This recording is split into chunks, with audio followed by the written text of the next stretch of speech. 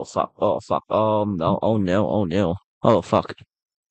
1 sec. I forgot. I made a tiny little mistake in my stream title. Where is YouTube still? YouTube. Oh yeah, chat. What would you guys think if I were to make content on View, like made a stream on View chat? What would you guys think? Oh right, I forgot that. Once I need like turn off this thing real quick. Hmm. Chat, what would y'all think if I make content on View? It's like a very fun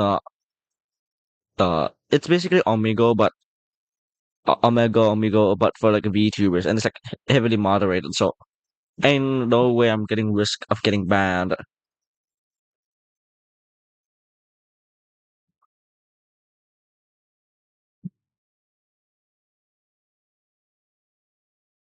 Let me just check the name of this. EXILUM. EX EXILIUM. Ha pa pa pa. Okay, there we go. Save. Ah. Anyways, chat. Okay. Oh right, I need to get a stream link, right? Give me a bit. And like set up pop-up chat, right? Pop-up chat, right? And then I forget about pop-up chat.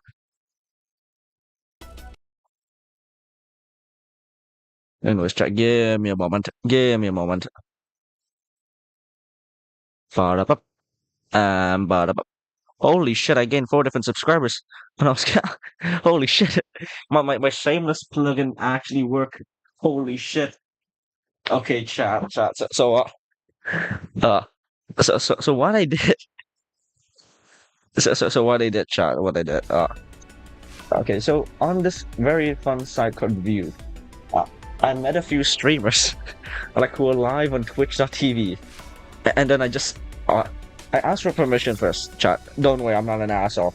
I asked for permission to plug my own channel, and they said yes. And holy shit, I got four whole subscribers. 4 whole subscribers. Let's fucking go. Anyways, chat. Absolute cinema. Absolute cinema. Anyways, chat. Chatters and chat. Okay. It's been a while since I played Ghost Frontline 2, but it is what it is. It is what it is. Huh. So boom. There we go. So chat. I know the construction sounds outside. Let me just turn up my volume. Let me just hide this thing real quick. I'm gonna turn up my hide. There we go. Yeah. Okay, this should be loud enough. Anyways. Okay, that's a bit loud now. That's fine. I can just do this.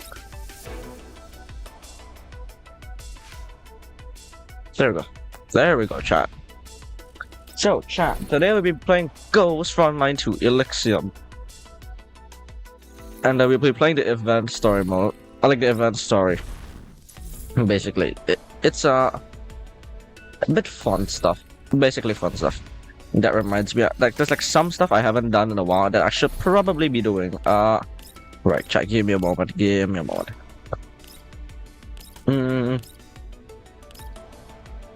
go. Lock plan. No. Why is it this one? Wait. Settings. Health, crit damage. And attack boost. There we go. Plan save. There we go. Plan 1. Any 4? No, no, not any 4. No.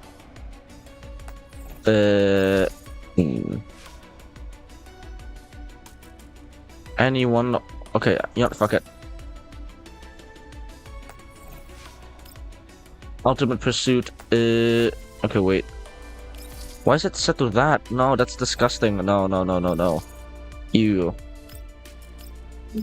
Ew. Wait. Crit. There we go. Any tree. There we go. Such attachments. Ooh. Lock on. It's time I do this, but because I haven't done it in a while. I've not like, done this yet, so no matching attachments. Damn. Oh wait, wait. I should probably do it for this one first. Probably should do it. Oh, I already have this one set. Like such attachments. No, I only have like 4. How? I don't only have like 4.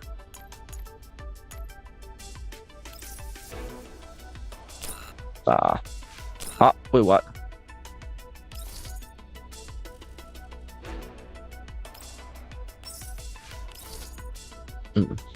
Okay, this is good. This is good.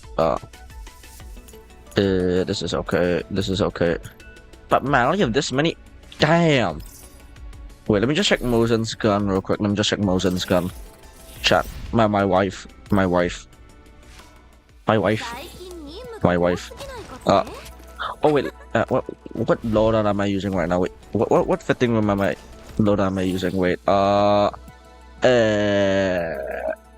1 sec. 1 sec, chat. Do I check what loadout am I using? Fuck. Oh, formation, right? Formation, right?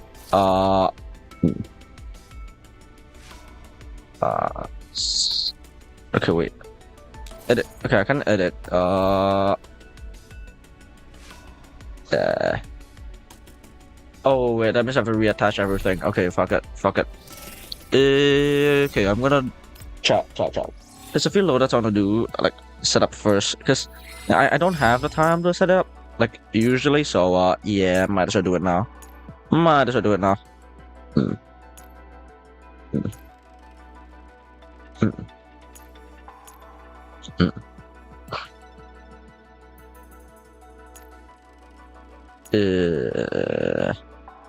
Ooh, this would be good for follow-up DPS build, but I'm running like ulti rail cannon build, so nah.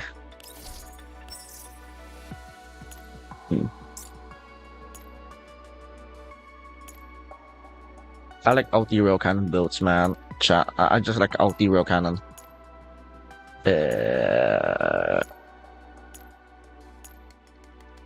No god stat. Wait, that's a god stat piece. Wait.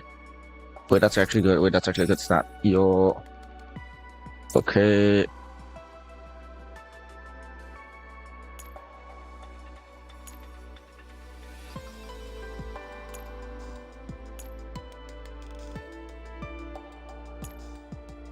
Da. Okay, this is good. Target victory. Target for victory. Oh, target victory one applies that. Okay, got it. Paralysis. Okay. Oh, that. Oh, wait, applies to debuff, so that's actually good. I already have that on. Okay, this will be good, but this is also good. Oh, wait, no, this is also good. I mean, technically, this would be better for bosses, so. Just skip part of the mindset that uses. Fuck it. Fuck it. We go for this one. We'll go for this one. I mean, yeah, 3 additional tiles is good, but nah. Okay, wait. Then for a team, right. Latara is. What the fuck? She's a peak key. You have a peak key. The. Wait. How do you have a peak key? Excuse me. Wait, what's a peak key? Wait, what's a peak key?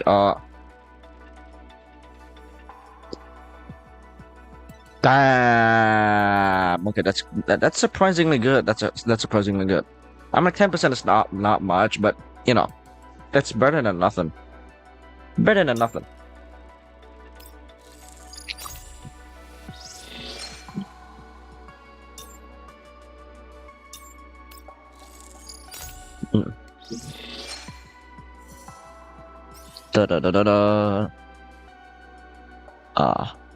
Oh wait, she can actually do burn damage. What the fuck? What the fuck? Wait. Before using reliable cover, if no movement have been made, change the damage up to AoE burn. Oh. Okay, I mean this is good. Okay, this is good. Okay. Nah, I might as well buy it. Fuck it. It's fine. It's fine.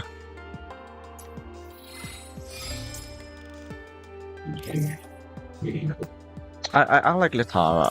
Like damn, like gameplay wise. Wait,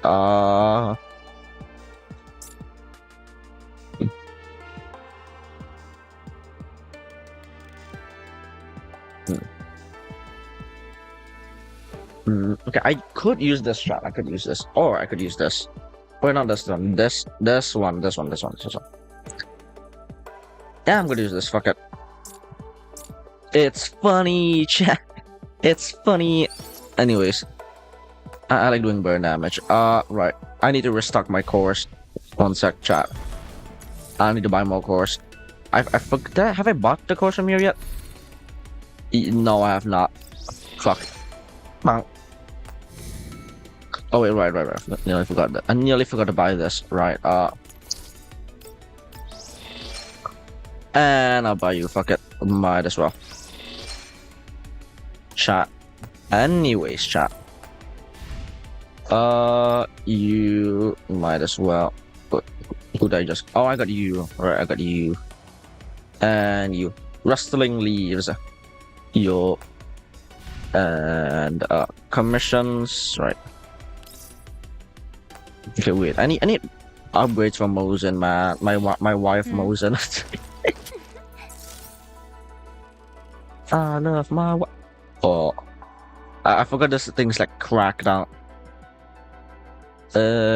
Change. I know I have like a very peak piece. Which one's the one that I locked? I remember seeing one that's like locked.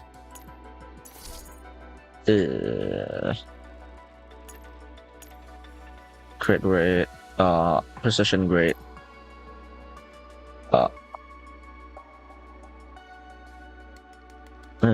electro boost, and book. Okay, I found it, chat. Found it. Change.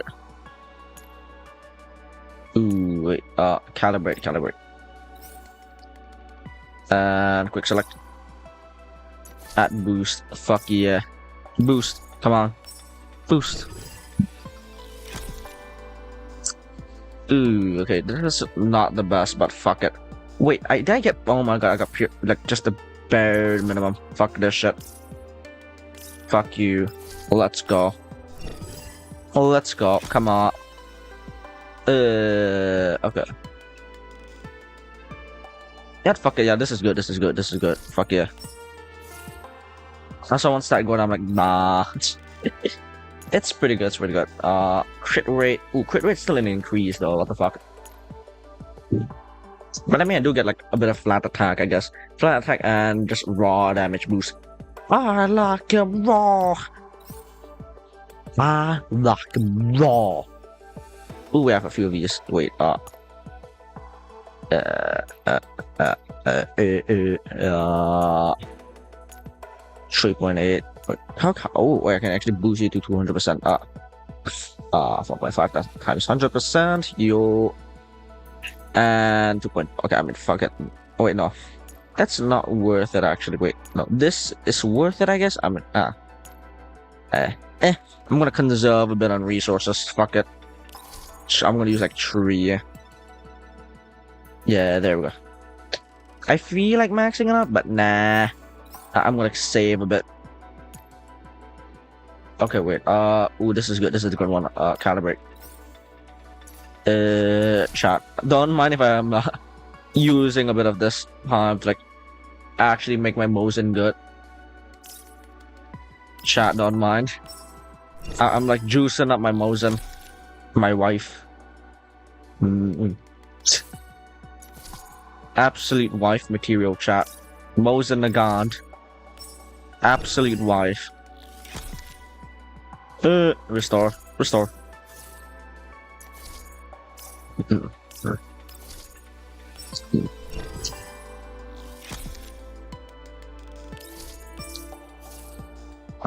come on. A bit more.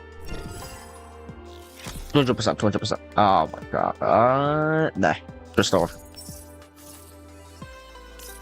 Come on. Please be good. Please be good. Please be good. Oh my god. Oh my god. I'm gonna go broke. I'm gonna go broke. Fuck no. No. I don't wanna be poor. Oh my god. Oh my god. Give me a good roll. Please. Please, please give me a good roll. Please give me a good. Oh my god. I'm about to become raised. It's only 10%. You know what? Fuck it. Yeah, fuck it. Let's go.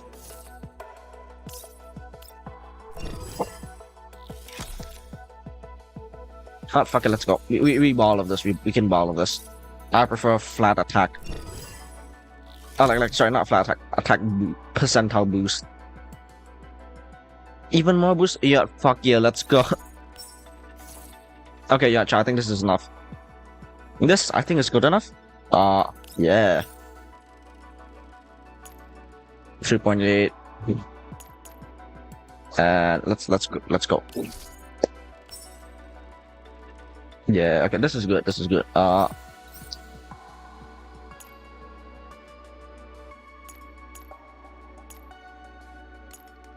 Change. Oh yes.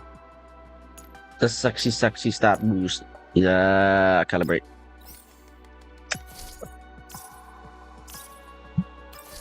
Fuck, I forgot I got this piece to calibrate. Fuck.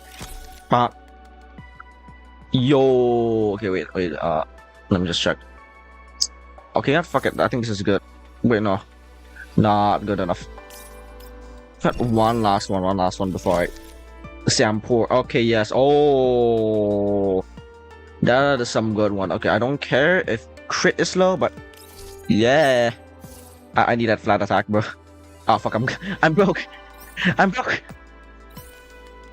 Oh no. Wait, I forgot to put this on. Oh, I forgot to put it on change. I forgot to put it on where are you? There we go. There we go. Wife. Chat. Oh, wife. Anyways. Wait, fitting room, right. Let me just get our team first real quick. Cheetah. Wait, attachments. I thought you have something better. What the fuck? Oh wait, the fuck.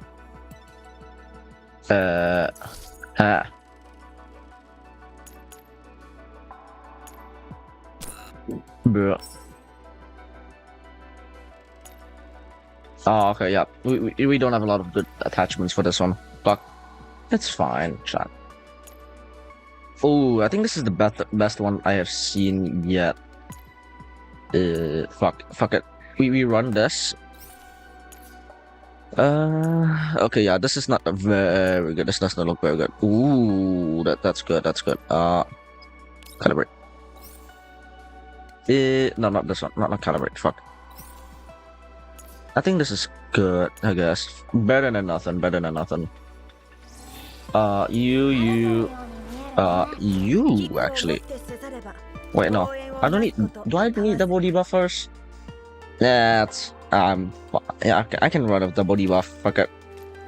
It's like a element, non-element focused team, so I'm like not too concerned. Wait.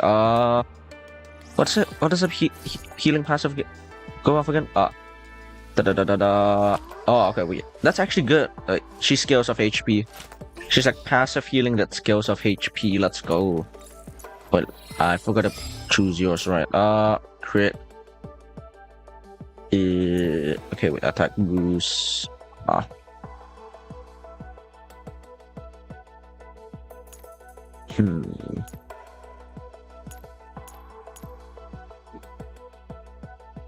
I need this one. I need this one. Okay, wait. That's damage one. Okay, wait. Do I have any more damage DPS pieces?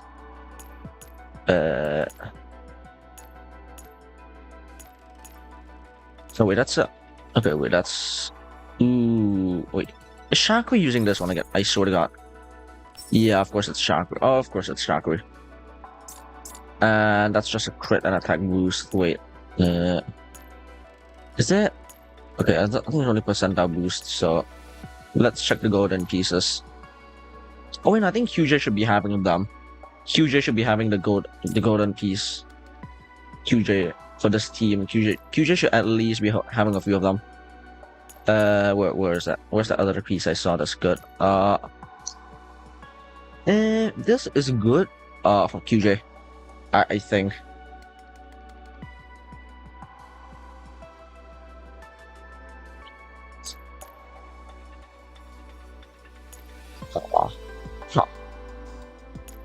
I'm gonna run this. Fuck it. I'm gonna like throw QJ on the team. I mean, yeah, QJ is good, I guess. Fuck it. I'm gonna run you attack and health. Wait, your shield skills. What is your shield skill off from? Wait, fuck no, not this one. She's like the only person that needs HP.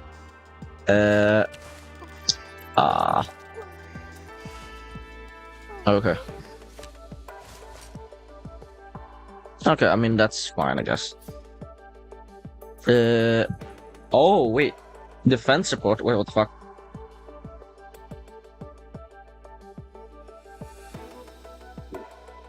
Wait, that's actually really good. What the fuck?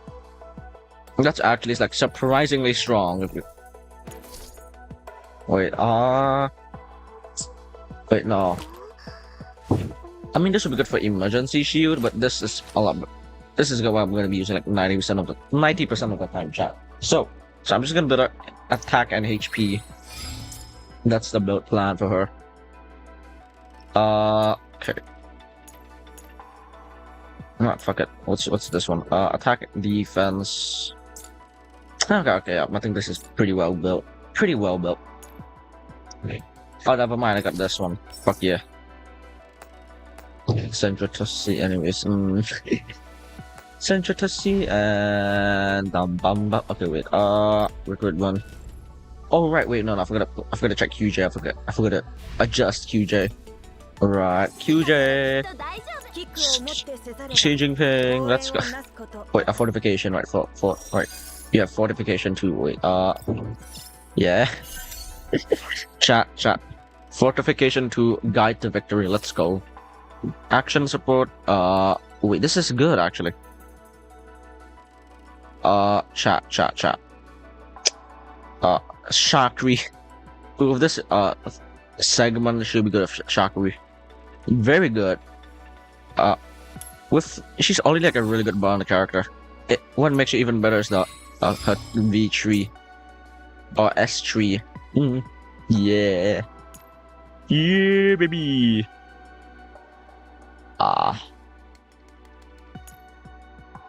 Okay. I don't know why I threw this on her actually. What the fuck? That was use crit. But that's better. Nah. I mean, chat. Hear me. Hear me out. Hear me out. Yeah, there isn't much like actually good. Oh yeah, right. That's the one I saved for her, right? Okay, what's this? That's strange. But why don't you use a better one, like this one? Sounds better. Okay, wait. What's this? Oh wait, no, I forgot this. Yeah, I accidentally took that off. Fuck. Anyways, chat. That's my rail cannon team, I guess. Wait, let me just check if I got all the characters down for my rail cannon team. My entire rail cannon. My railgun. Alright, I forgot to adjust Nagant. Nagant's like kind of a weak link here, but okay, I feel like I have to swap Nagant because Nagant is a bit weak. Yeah. You know what? I'm gonna put Parithia.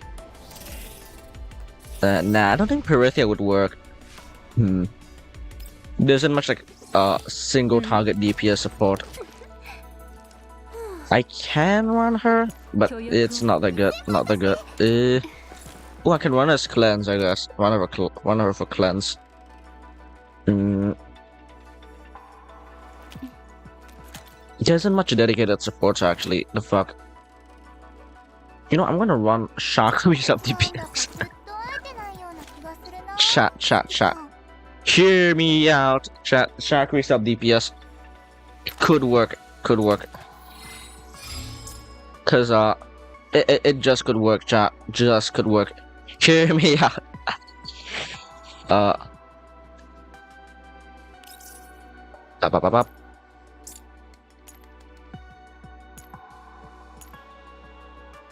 Hear me out. Shark Reset DPS. Hear me out, chat.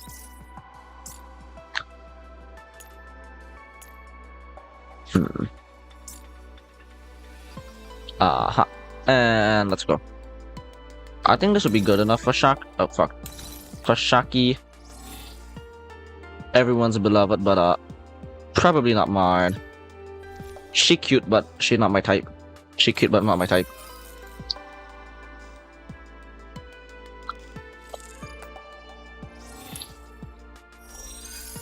Oh fuck. I kind of forgot that that she's maxed out.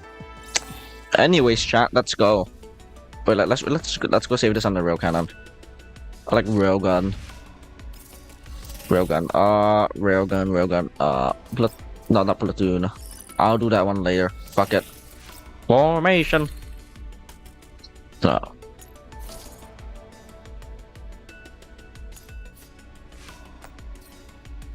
Oh wait, you can actually select the attachment. Oh, that's good actually. That's good. Wait. Use refitting room settings. Select dolls. I don't see this one. You're getting replaced by Shocky.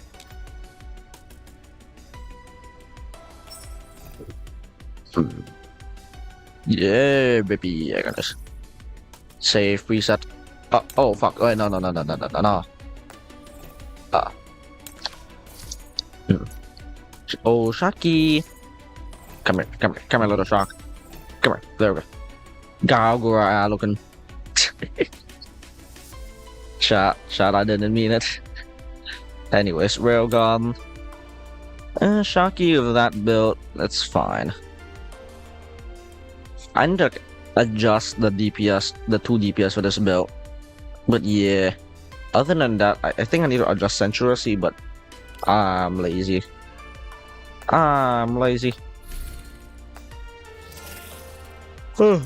Okay, chat, let's actually start doing the plot of today, like the main part of this stream. Fuck.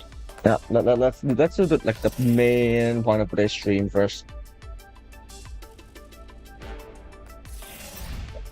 I've just spent time like just adjusting my build. Oh, right, I forgot about this. Right. 1 sec. 1 sec, chat. 1 sec, chat. Give me a bit. In-depth search. Okay.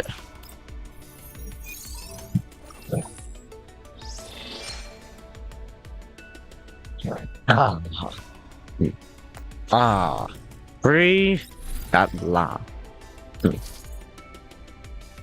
Electric boost. I'm gonna run like 6. No, I'm gonna run 5. Fuck it.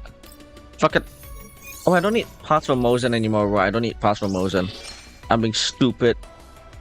I could have run for hand. Oh, I don't need hand. I haven't run enough handgun yet, bro. That's why I have like no handgun attachments, man. What I got for this? Oh, it's just a bit of gold. Wow. Slight underwhelming, but fuck it. Chat, let's go. Oh, I actually clicked on this one. Yeah. Whoopsie daisies. Creek. With a deafening fuck. I'm on the train. I'll be back once the request is complete. Diane will manage the squads affairs when I'm away. I would also urge everyone to rationally consider my proposal. After sending that message, the squad leader chat to the squad chat group. Jack, wait, puts down a calm terminal and turns her gaze outside the train window. God fucking that met my throat. God damn it. Okay, there we go. Bub came up. Shut. Somewhere in a place where she cannot see, a gigantic MBV is encamped in the wilderness over 10 kilometers away from the supply station. Just then, metal shutters closed over the armored glass window of the cabin, obscuring everything from view.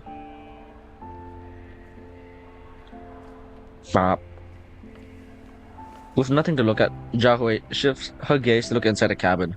More and more people file into the cabin, filling up the seats around her. Soon, there's a loud whistling as the fully loaded train lurches into motion, gradually picking up speed as it pulls out of its tiny supply station. Oh, and also away from the Elmo. 1 week ago about the Elmo. And the Elmo set off once again. After the mission rendered emergency assistance to 404, we're heading over the live to keep our promise of Kalina. Right. Ever since we got caught up in this crazy commotion, the masterminds hidden within the shadow have gradually come to the fore. As a result, the agreement that has bound me for 10 years has become to lapse, and the number of dolls who just so happen to return to the Elmo have grown as well. Meanwhile, meeting old friends again is always a joyous occasion. It does lead to some awkward moments at times. For instance, have you heard of upstairs in a place like this? That does seem to be the case. What should we do about them, Commander? Oh my god, Diane!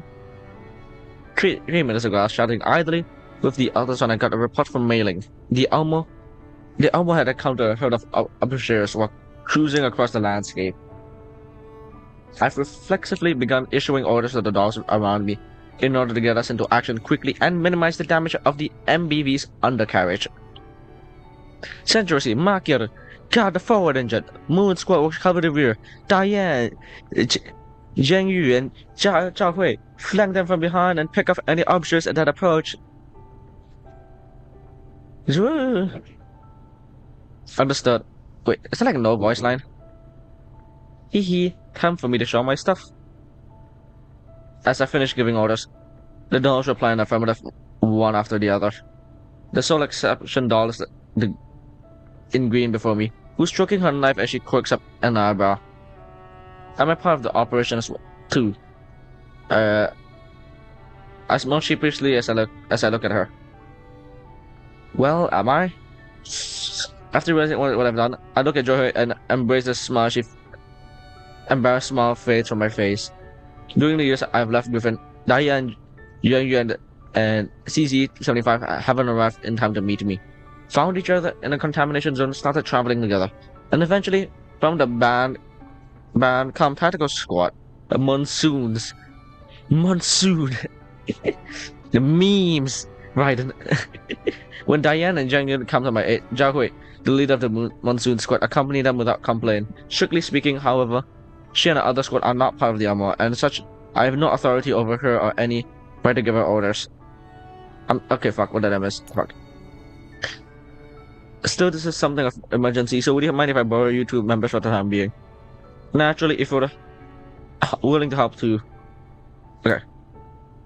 So, I don't mind at all. As the saying goes, when in Rome, do as the Romans do. That's it. Monsoon Squad has not conducted many joint operations with other tactical units in the past, so we're not really used to it. What do you mean you're not used to it? Just stay on the Elmo for a few more days and you'll be right at home. God, I don't know like any of these dolls, chat. Jingyu walks over with a cheerful smile on her face and pats Jiahui on the shoulder. The commander's super trustworthy, you know. When it comes to fighting, just leave everything to her. Right, let's go then. Jiahui nods and says no more. She follows Jiangyu and the others as they jog to the corridor. As I watch sometimes I shake my head. Goza hears me approach a tactical tablet in hand. Commander, we should hold a welcome party for the. Wait, should we hold a welcome party for the Monsoon Squad? I just checked. We do have some decorations left over in the storeroom. No, let's leave the welcome party for later. We still don't know what Monsoon thinks about all of this, and CZ75 isn't with them either. It'd be very awkward if they end up declining our offer. In that case, what if you have Monsoon Squad put on a guerrilla performance? They just finished an emergency reinforcement mission, so having them put on a show would be a way for them to relax, so you can use this as an opportunity to have them a good chat with the rest of Monsoon too. That sounds like it's worth a try. Can you help make arrangements, Gaza? Wife. Just leave it to me. Oh yes, Commander. There's one more thing. She hands me over a tablet. The screen shows me a new email from Brief. Investigate unusual voucher activity? Brief sure knows how to saddle me with more work. Can we not take this on? Take this one? We barely scrapped together these few days of free time. Yeah, I mean, fair. The Commander. The payout of this commission is the biggest we've recently gotten. And besides, Brief hands out commissions based on the contractor's previous performance. Not fair. Fair. Let me guess. We're in the red again.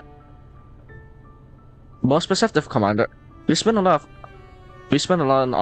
on the operation SS404, and now that we have more people on the Elmo, we may have to throw ourselves on Miss Kalina's mercy when we arrive and live. Livy.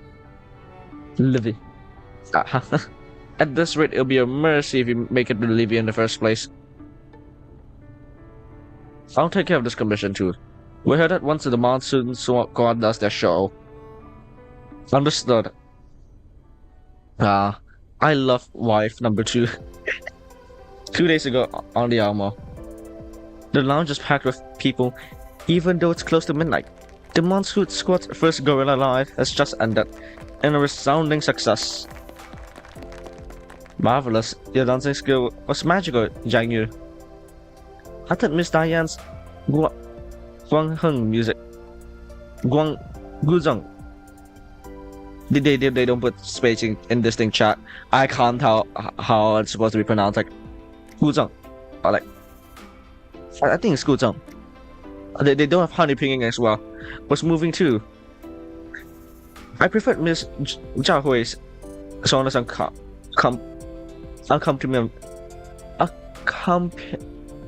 accompaniment. The solo near the end was quite stirring. Upon hearing people praise them, Jiang Yu puffs up her chest with a smug look on her face. How's that, Commander? I did well, didn't I? Yes you did. My hands are actually sore from clapping. Too bad we couldn't do the complete show because Fire isn't here. If all of Monsoon were here and we had Fire to play the drums for us, we would bring the house down. Isn't that right, big sis Zhao Hui? Jiang Yu merrily grabs Diane with one hand and Zhao Hui with the other, placing herself between them. Yeah, I hope Fire will be able to return soon. My dear sister has been rather listless while handling the drums without Fire around to be her sparring partner. Every member of Monsoon is truly indispensable. Chat, every time I hear Monsoon, I really think of like memes, the DNA of the soul. Chat, that's like the first thing I hear every time I see Monsoon. Like, Raiden, the memes. Right, memes, the DNA of the soul. Chat, trust me. Monsoon is a name that it's so memed on like Metal Gear Rising Revengeance. You jeez.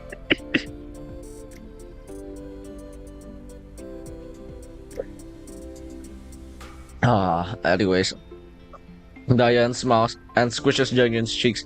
In contrast, Zhao Hui puts the sauna away and silently takes a step away from the group. That will depend on the circumstances. At times, removing an unnecessary card improves the piece as a whole. What's that supposed to mean? When did Big Sis put unnecessary stuff into her work?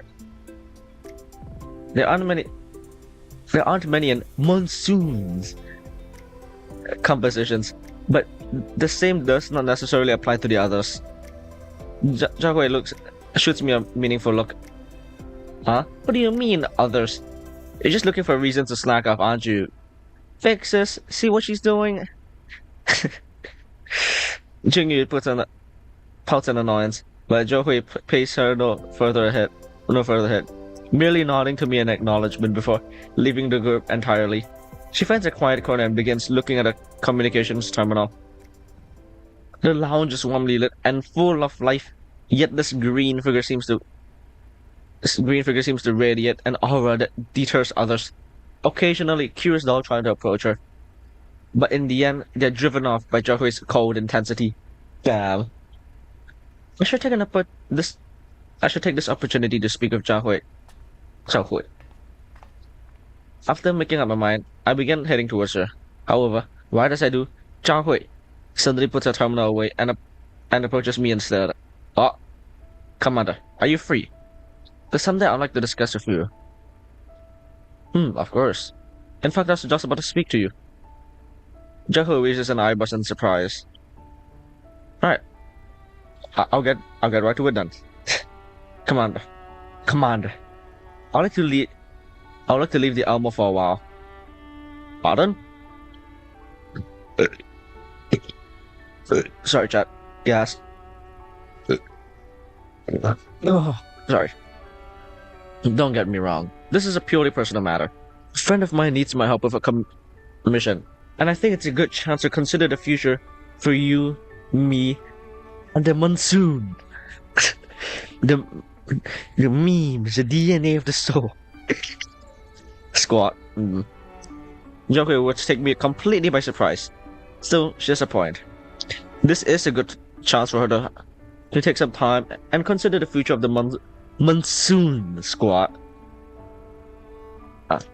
By all means, I have no objections to that. Thank you, Commander. That's all I have to say. You said you wanted to speak to me. All of the words I had mind seemed to lose all meaning in the face of Jiahui's calm expression. Oh my god, she's so pretty. Shut. Oh, she's so pretty. Anyways, oh well.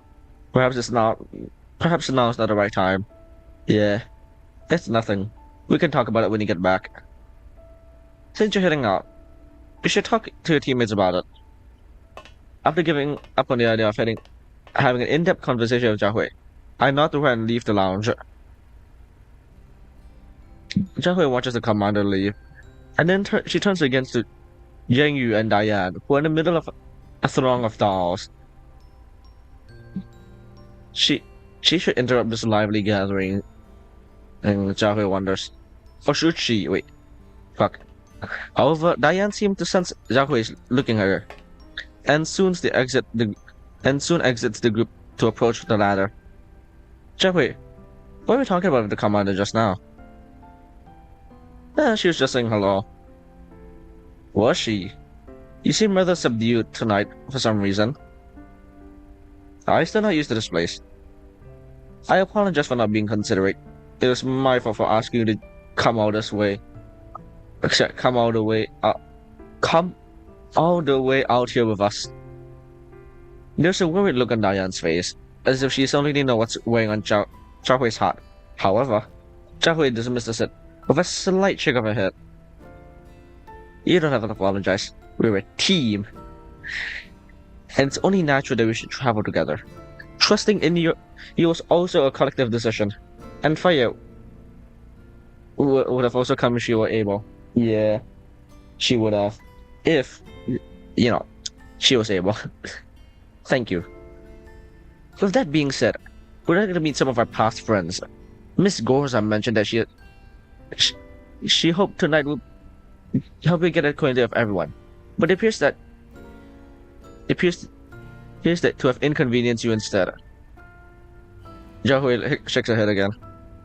There's no need for that. We still have a lot of time. We don't have to rush things. After this roundabout refusal, the two of them briefly fall silent. Zhou once again glances towards the center of the lounge, where Zhang Yu is happily discussing the finer points of her performance with several of the Elmo dolls in the space that was cleared out for the show. She contemplates her words for a moment. Then she speaks again. But what do you plan to do after this? Would you stay on the Elmo? One second, let me drink a bit more coffee.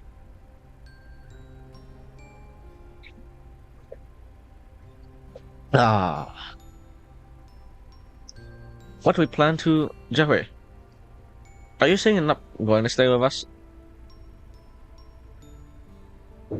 I am simply unsure whether remaining here is the right choice.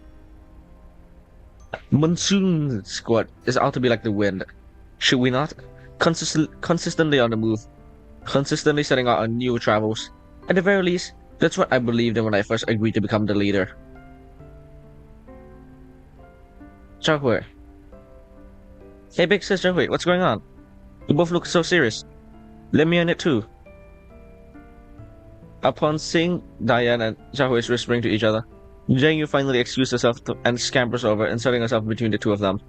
Ah, she's so energetic. We're discussing Monsoon's future.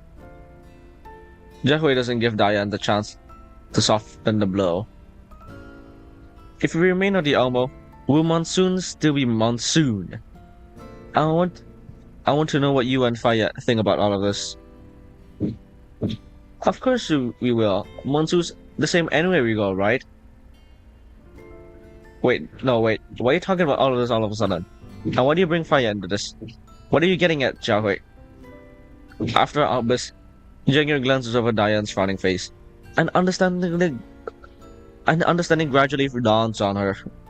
Wait, are you saying you want to break up Monsoon? Jengir's finally exclamation draws a few curious looks from the nearby dolls. Zhang Yu grabs Zhao Hui by the shoulders and starts shaking her, not daring to believe her ears. Zhao Hui remains silent, neither nodding or shaking her head. One sec, chat. Oh god. But why? We're the team, aren't we? Even if you're the leader, you can't decide to break us up just like that. Yeah, Zhao Hui, even if you're not used to the Elmo, calm down. Listen to me. I didn't say I was gonna break up Monsoon. Zhao Hui calmly raises her terminal and shows it to the two of them. I might be the squad leader, but I've never once felt like Monsoon's fate was mine to decide it. I know that the Elmo commander have a place in your heart, as I know Monsoon has a place in ours. Therefore, I'll put forward what's merely a suggestion, one that requires Faya's involvement as well. Let me see. During your studies in Tumblr and find the latest message from the squad's group chat. I'll let you to decide the future of Monsoon's squad roster before I finish my commission. Huh? What? Wait, what commission? Did Monsoon squad get a new commission? No, Monsoon, not Monsoon squad. Just me. I received a personal request from an old friend just now. Do you remember Amira? That name sounds familiar. Isn't she the broker friend of yours who saved you and helped fix up your frame? Indeed. She asked me to help a bodyguard friend of hers. I checked the location of the commission and it's located in a nearby city, just a few hours away by train. Yeah? So you can run up by yourself and handle a commission. And you're leaving us here to, what? Decide whether you're staying or going? Jack, wait, do you even need to think about this? Zheng Yu. Of course you do. Monsoon has never encountered a situation like this before, and I believe we need to all take some time to think about it. In any case, I've spoken to the commander about leaving the Elmo for the time being. I see. So that exchange just now was... Did the commander agree to it? Jeffrey nods. Alright, I understand. Big sis. Jagger tugs unhappily on Diane's sleeve, but the latter merely nods. It seems that she's accepted Jahue's suggestion. In that case, how much time do we have to decide? Jahue turns to look at Diane. Her expression seems more composed in contrast to Diane's worried look and Jung-Yu's scowling face. Not too long. The commission will be 2 weeks long. I hope that when we meet again, we'll be able to make a decision that none of us will regret. Uh, wait, is there like no audio? It's like no audio. Fuck. Wait, let me just check my audio setting real quick. I don't want to narrate everything, man. Uh, Voice settings, Japanese, okay. Campaign, I'm just gonna check something real quick. I'm just gonna go on like story notes and check.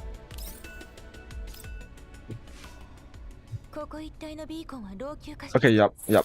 Audio works, it's just the event has no sound. Cringe. What the fuck is this? Echelon 11. Oh, fuck. Okay, I'm gonna check that one out later, chat. Yeah. Okay, chat. Okay, wait. You know, chat. I'm gonna. Should I do commission? Oh God. I have not claimed a lot of shit. Boss fight. Oh, I've not done boss fight yet. Wait, chat.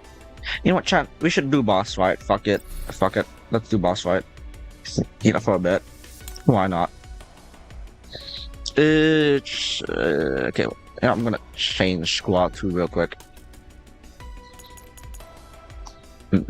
Oh, I don't make Lukai build. Fuck, I don't make Lukai build. Fuck, I just realized I don't make Lukai build. Whoopsie daisies. I'm gonna that.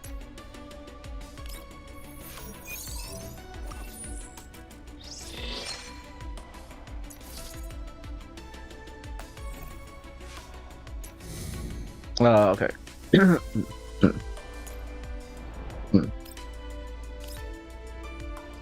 Whoopsie daisy. I forgot to do this, right? My bad, chat, my bad. Nah. Nah. Okay, wait. Okay. Alright. Okay. God, it's hot. It's super hot. Okay, chat. Fuck. Sorry guys, another clue guy. Oh, not another clue guy. Like mono clue guy. God, it's so hot. Oh God, it's so hot.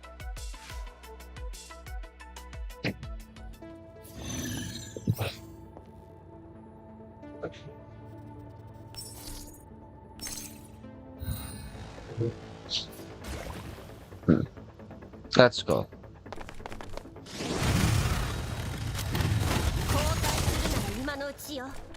I need to change pillowcases, chat.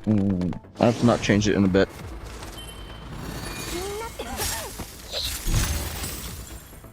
Yeah, chat. I'm gonna go to the loo, chat. I'll be right back. One sec. Let me just hide this thing real quick. And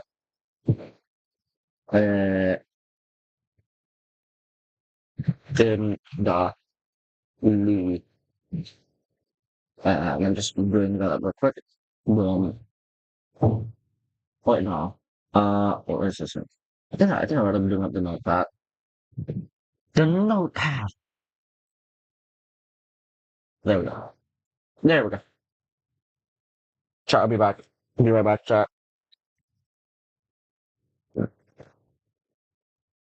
Be right back.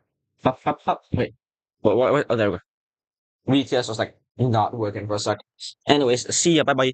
I'll be back. I will be back.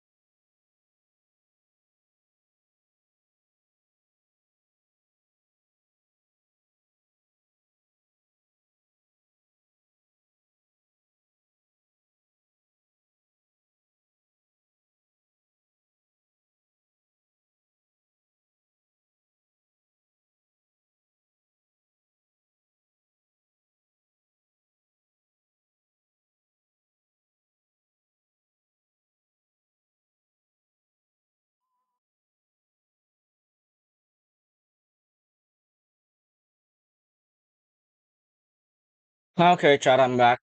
Okay, I'm back. I'm back. I'm back. Okay. Cause you know I'm back. I'm back. Oh, okay.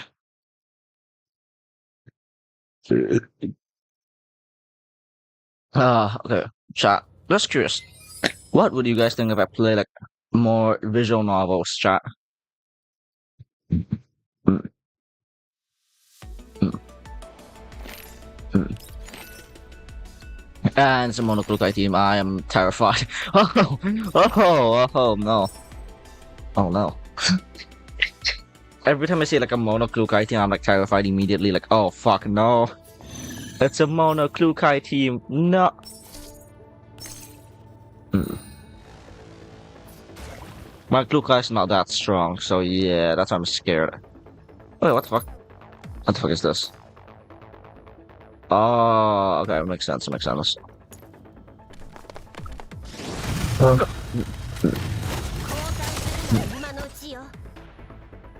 Nah. Chat. Honestly, chat, I think I should play XCOM on stream, chat. Like, with all my mods. It's been a while since I played with all my mods. Like, it would be funny. Chat, it would be funny if I were to play XCOM with all of my mods. And, like, because I don't remember shit. Like, what shit I threw in there. It's gonna be hilarious.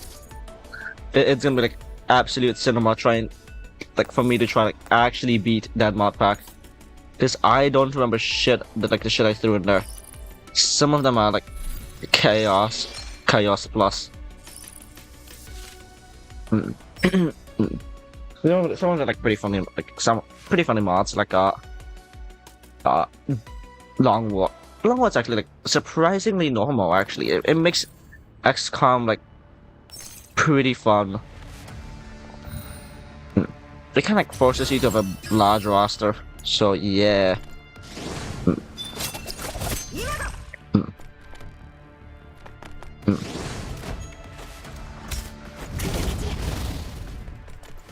うん逃げられるかよいっ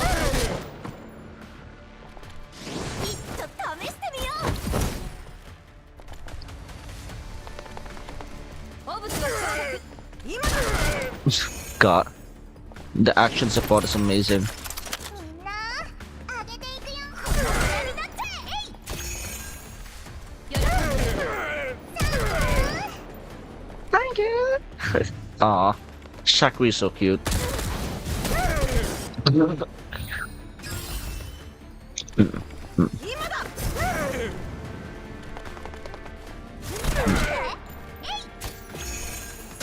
Ah, こっちこっち hey. Chat, give me a bit. Doing dailies. Hey.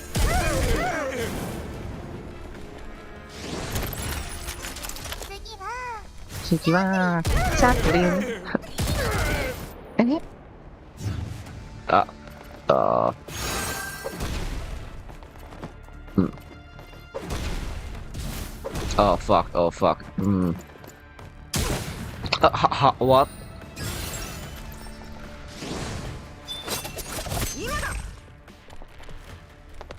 逃げられるか Hmm. I swear to God, this team somehow loses the daily commission. I swear to God. 次は Sakura da yo.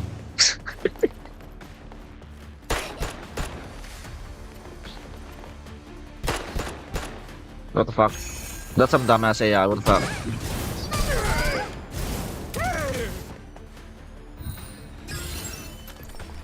Dumbass. Oh fuck.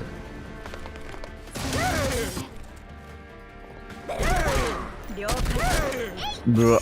Bruh. What are these guys doing? What dog? 次はシャークリーの What the dog? Oh, there we go. Dead. Dead finally. Took a while. 私がいれば何も心配なし There we go. I'm surprised. Centurously managed to die somehow, but it's fine, chat. It's fine.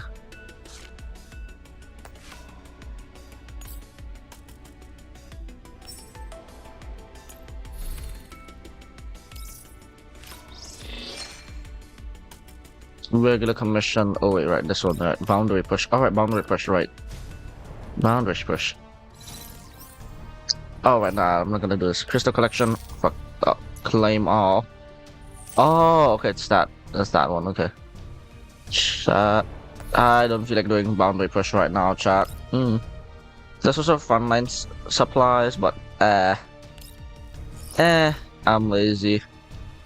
Chat. I'm lazy to do it now. Journey witness. Okay, let's claim the 15 crystals and claim that and claim that. We've got like 10 boxes. Let's see what we get. No, just supplies, like normal supplies. Normal enough, I guess. Commission. Oh, right, it's the regular commissions. Right. Dailies. Okay, chat. Time to go. This one, I guess. Wait, why are we fighting? Okay. Any single ally unit eliminates 2 units this battle. Lose no more than 2 units. Okay. Why are we fighting Gyoza and Vepli? Okay, Vepli I can understand, but Gyoza, come on, wife. We tap.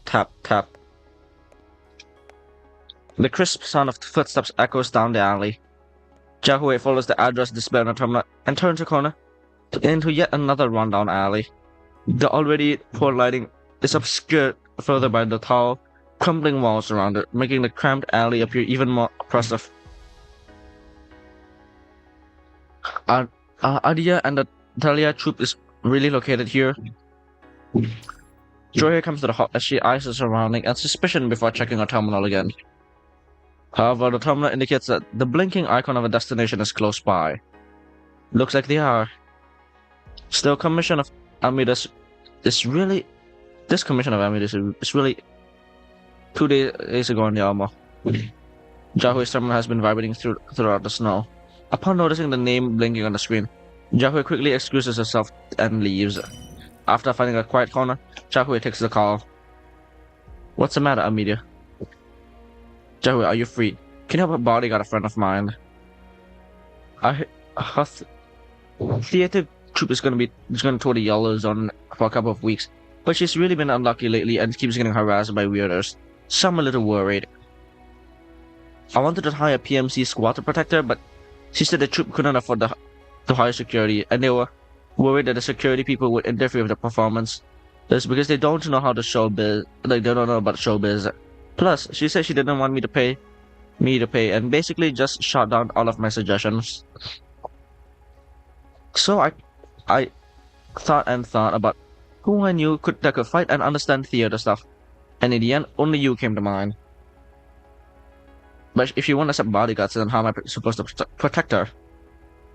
Hehe, I got a brilliant plan. Just say you're a friend of mine and that you want to join the troop as an assistant to help gain performance experience. She's a nice person, and I'm sure she'll say yes if she hears that a friend needs help. I didn't say I was free to take the commission. Hehe, but you answered me. That means you're definitely open to it. Her name is Ida. This is where she and the troop are staying for the time being. Please help me out. I'll pay you for this. You don't have to. It'll be doing you a favor. After ensuring the address is correct, Joey hits to the depths of the twisted alley. Just then, a scream comes from within. The panic shriek seems especially loud in the dark confines of the alley. Joey breaks into a sprint and she runs towards the sound, but she sees a dark shape suddenly burst out of the shadows and dart past her. Help! He took my bag! Stop him! Before the voice finished speaking, Joey is already turned around and is hot on the heels of the robber. The robber does not expect Joey to catch him so soon and pulls out a knife, swinging it wildly at her. Joey nimbly avoids the slashing knife and kicks it away before grabbing the robber's arm with lightning speed with quick reversal of her grip to take him off his feet, and she slams to the ground and pins him there. Ow, ow, ow, that hurts. Joey ignores the robber's cries of pain and unwinds the cloth from her arm, using it to hog-tie the man. After that, she picks up the bag the robber was holding and heads back to the depths of the alley. There's a boy who is struggling to get onto his feet. A hat lies before him, on the dusty alley ground.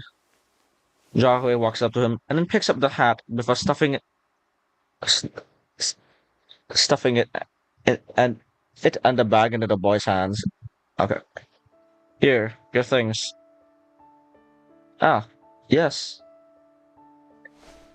The boy is clearly still shocked as he numbly accepts his belongings from her. Joey gently pats his shoulder like she's trying to console him. It's okay, just catch your breath. I'll contact the police. They'll send someone to take care of this soon. Thank you. After hugging his back and panting heavily for a bit, the boy finally manages to calm down. He stands up, dusts himself off, and puts his hat back on his head before bowing slightly to Joey. Thank you. Thank you very much for your help just now. In stark contrast to his tatty clothes, the boy's voice is clear and compelling. Nice. Don't worry about it. There's nothing. Still, why are you coming by yourself? Do you live here? I guess, sort of. The truth is, I came here to collect inspiration. I'm from an acting troupe with a play which is going on to perform while doing a charity tour in the Yellow Zone. But my gut told me that there's room for improvement. So I asked everyone in the troupe to come here to take the surroundings, so we can understand the audience better. See, I look like a Yellow Zoner, right? I look just like a, well, you don't look like a Yellow Zone resident I've seen before.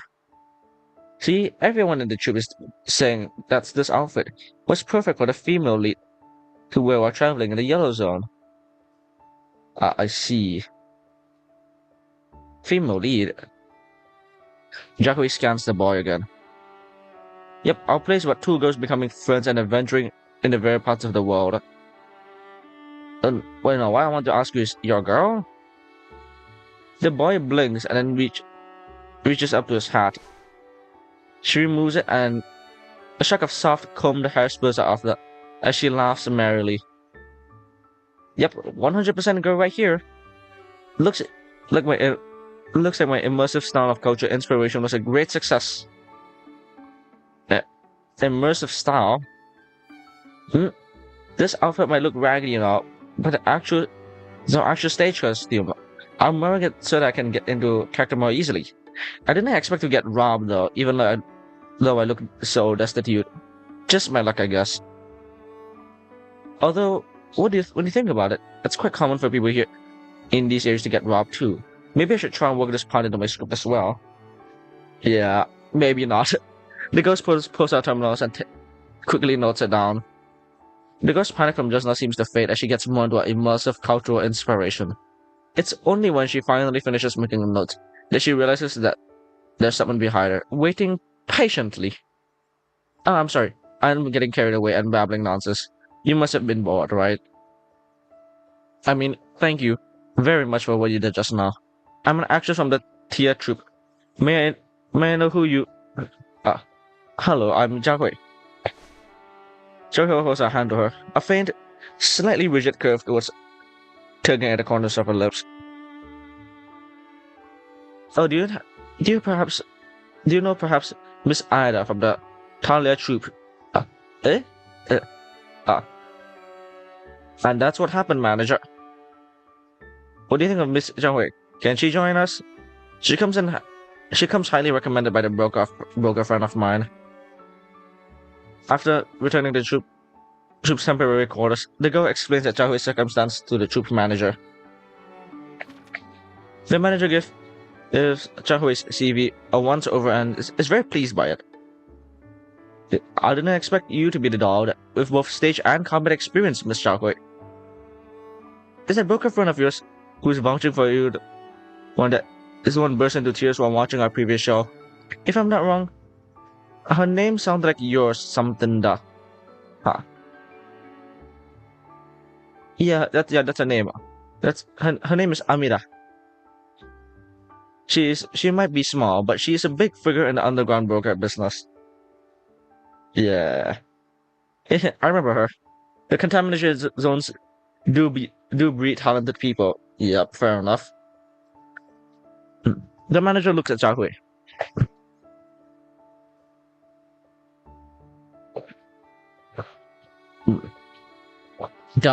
To be honest, we are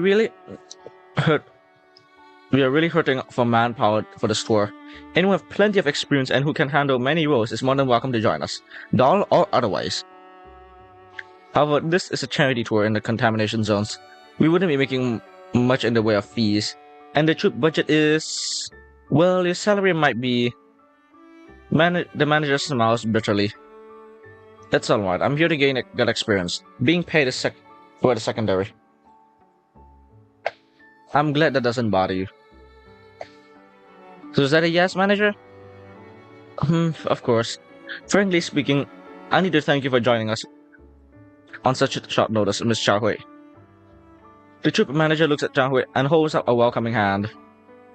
I'm glad to have you with us, Miss Jiahui. The Talia troop welcomes you. Besides the manager, Ida laughs and pats Jiahui on the shoulder. Yep. We'll travel buddies going forward, Miss Jiahui. Man, she really needs to get like a cleanup for like outfit wise. Yeah, any single.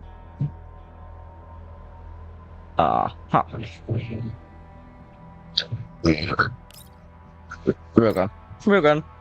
投稿しなさい。みんなを守れるようになりたいです。ハロー、飼育員。は？ Yes. Yes. Anyways, let's go. We ball.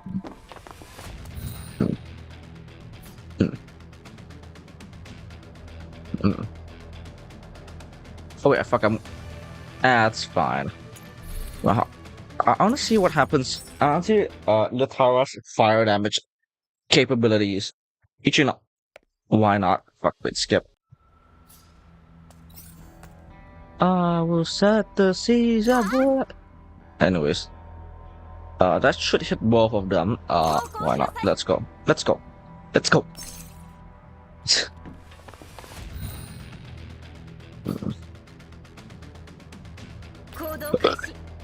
Oh, I can actually shoot this one. Oh, I can actually aim at that one over there. Can I run here? Ooh, I can actually hit a few people from there. Okay.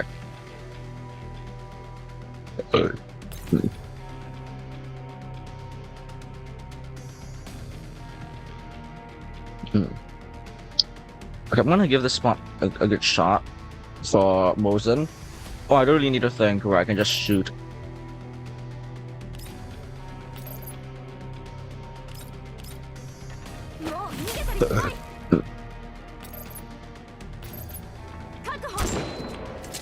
Boom. And let's go. Oh, I don't need. No, I wanted to stand there and go ham. Oh damn. Your fire damage hog.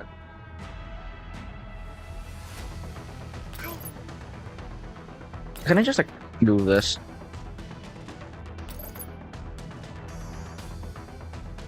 Alright, I forgot it's like pretty weak enemies, so I can just do whatever I want and not suffer consequences. Right, I forgot about that. I forgot.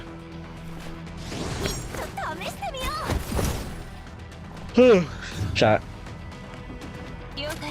Why are we fighting Wive? Nani skaki? Kukuri krim. Tata. Ina. Ha.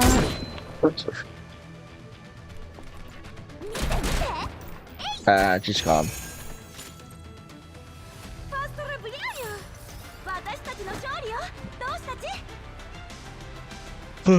Okay.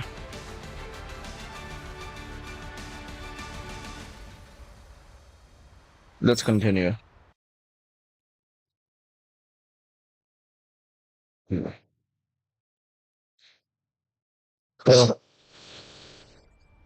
Italian ship convoy slowly pulls slowly in the settlement and comes to a halt amidst the loud cheering. A vehicle door opens and the troop dismounts, disposing huge crates on a patch of ground. The girl at their head glares at everyone, presenting a breezy greeting. The wrinkles between Jahui's eyebrow and softens a little, and as she takes the girl in the boisterous crowd outside, as she drags a couple of heavy crates from the cargo bed and follows after the girl. Where's everyone putting these crates? Just put them beside the advertising billboards for now. Jiahui, those crates seem kind of heavy, aren't they? You should let the props department move them. That's alright. It's no trouble for me. As she says so, Jiahui hoists the crates into a larger circular clearing that's rigged by a fence of wooden posts and old rope. She lays the crate in the center of the stage, reserved for the stage. Then she bends down to straighten a bunch of simple looking billboards. Said billboards were made just for the show. Their pitted surfaces are covered in huge, eye-catching letters. The Daybreak's Oath's place now on tour. As she sees what Jiang is doing, the girl laughs and heads over to help. You're too nice. While we took you on as an assistant, you ended up doubling as an escort and took on all of these ELIDs too. That must have been hard. You don't need to take on all these other tasks as well. Not at all. I'm helping myself by doing that too. There aren't many troops who are welcomed our assistance, and I'd like to show my experience myself. Fair enough. Aw, don't say that. You know the state our troop is in. We're lucky enough to have people who are wanting to help out. we don't have the right to be picky. Speaking of which, you trying to build this experience because of that band of yours? I remember Amelia said something about a monsoon or something. What a nice name. Going wherever you please, like the wind. You, you must have been in a lot of places in the past, right? Jahui's hands freeze mid-movement, but only for a moment. Yes, we've been to many satellite cities. So you get to travel and perform with your friends. I'm so envious. Idea smiles and sighs quietly. For some reasons, there's a hint of sadness in her expression. Miss Ida. Is there something wrong? Miss Ida, aren't you traveling with a troop too? Yeah, everyone here's a friend of mine. There are times that I wish that I had a closer friend around. I see. Well, let's leave that aside for now. I suddenly remember that it's gonna be a while before rehearsals. So could you do me a favor, Miss Xiaohui? What do you need? Ida pulls a copy of the script and a comm terminal from a bag. I heard one of the residents says there's an abandoned town around here, not far from our camp. Could you accompany me there? I'd like to take this opportunity to gather more inspiration about the Yellow Zone. I'm sure the manager and the others will feel better with you around, right, manager? Arthur waves to the manager, who's fairly close by. After seeing her sunny smile, the manager has no choice but to wave back. Go ahead, but don't take too long and stay safe. I'll be fine if Miss Xiaohui. Don't worry. Let's head down then. Yep. Okay, more ladies. More lads.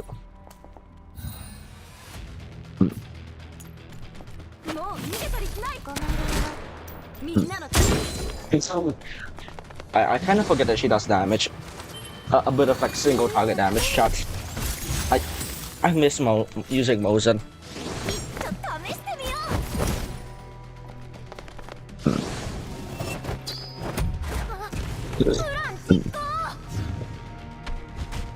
My wife Mosen the God.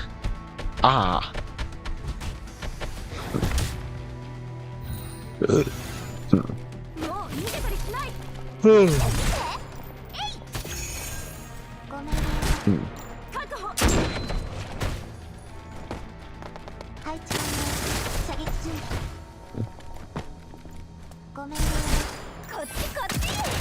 Chat.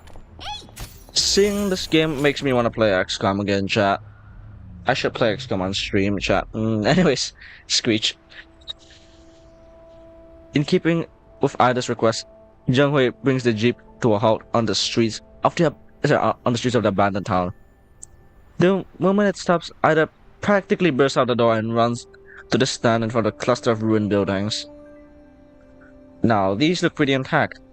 The walls of the side collapsed and the pipes all rusted through. Still makes for a good reference, along with the abandoned cabling here. I should get some footage on the cracks on the walls too.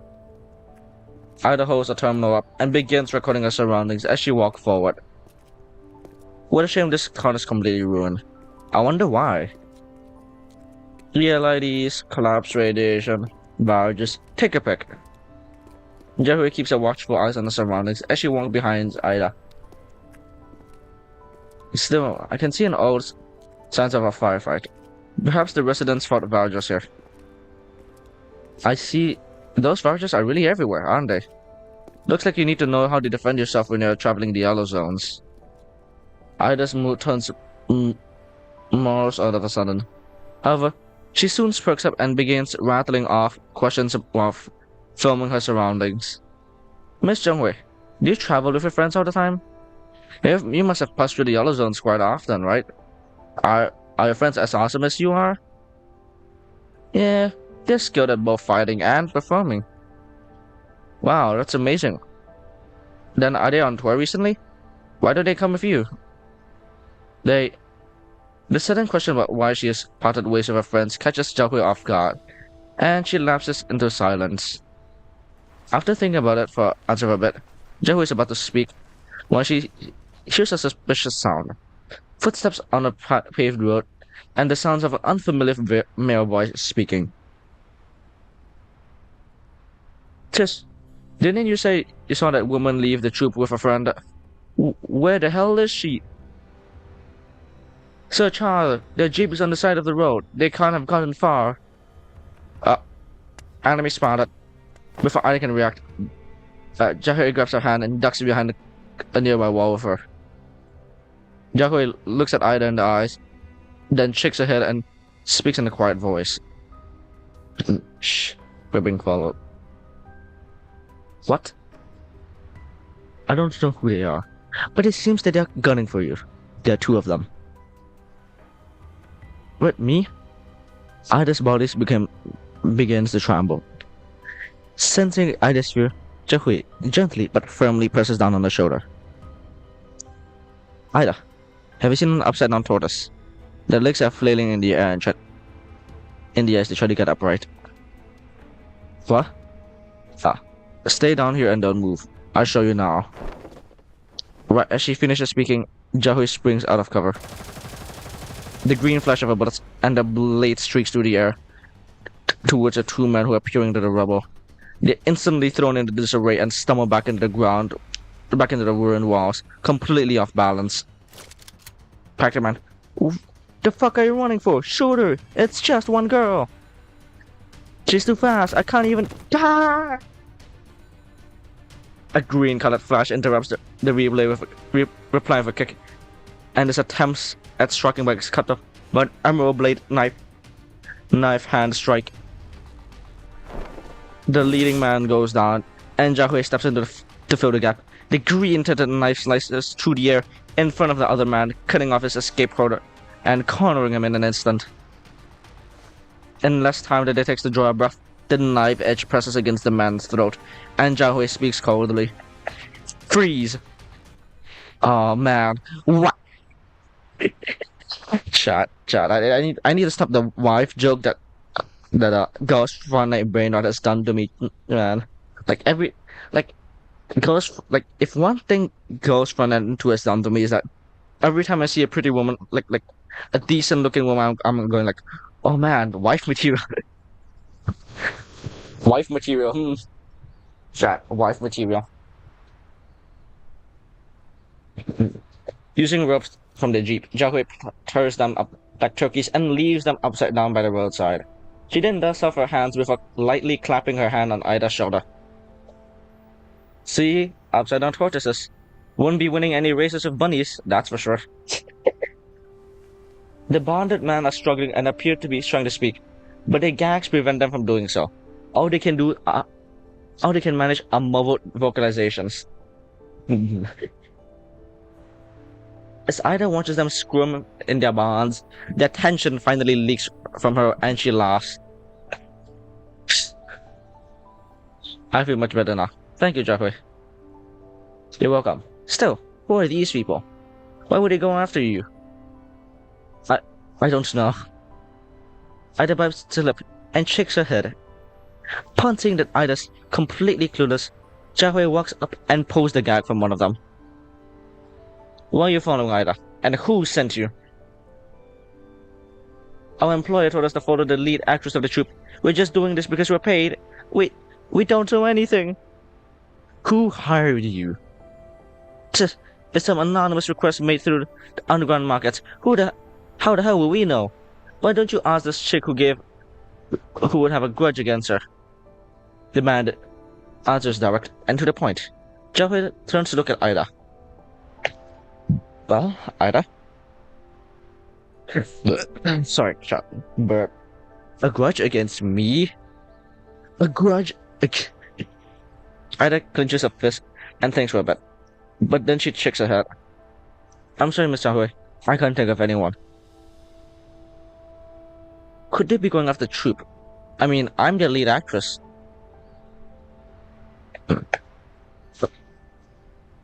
Jahui falls silent for a moment, then turns back to the bound man, her knife raised. However, just as Jahui is about to bring it toward their necks, Ida suddenly steps up and tugs at Jahui. Miss Jahui, please wait. Jahui frowns. Ida tightens her grip on Zhao arms and shake her head worriedly. You won't learn anything else if you keep, even if you're cushioning them, right? The show hasn't even started yet, and the troop will have to stay here for a while. If you end up offending someone now... Alright, I understand. Zhao swipes a knife into the air one more time before returning to its sheath. The ropes binding the men come apart, and the two upside-down tortoises fall heavily to the ground. Zhao leans against the two-man's jeep and icily watches the two men trying to free themselves. I'm letting you go because Ida pleaded for you. Don't let me see you again. Yes, ma'am. The two suspicious-looking men quickly drive away under Zhao watchful gaze. Just check something, okay? As she watches them leave, Ida bows to Zhao. I'm sorry, Miss Zhao. I didn't mean to stop you stop you from looking at things just now. No need to apologize. I understand. The troop doesn't need distractions before the show begins. Yeah, thank you. Thank you so much. So I should have one other imposition to make. Ida puts her hands together and bows slightly to Zhao. Could you please not tell the others about this? I don't want the others to worry about me. Please. Please, Miss Zhao, please. Zhao. In the end, Ida's sincere plea triumphs over Zhao. Alright, I'll keep quiet about this. But if anything comes up that disturbs the show, I'll tell the troop the truth. Zhao. Yeah, that's fine. It's a deal. It's a deal then. Thanks, Miss Zhao. Oh yes, we should head back to camp. Rehearsals ought to be starting soon, and we spent enough time out here, as it is. Ida hurries over the jeep parked nearby. Zhao jogs after her, but she casts her eyes into the distance, towards the direction of the men's vehicle. It's no longer there.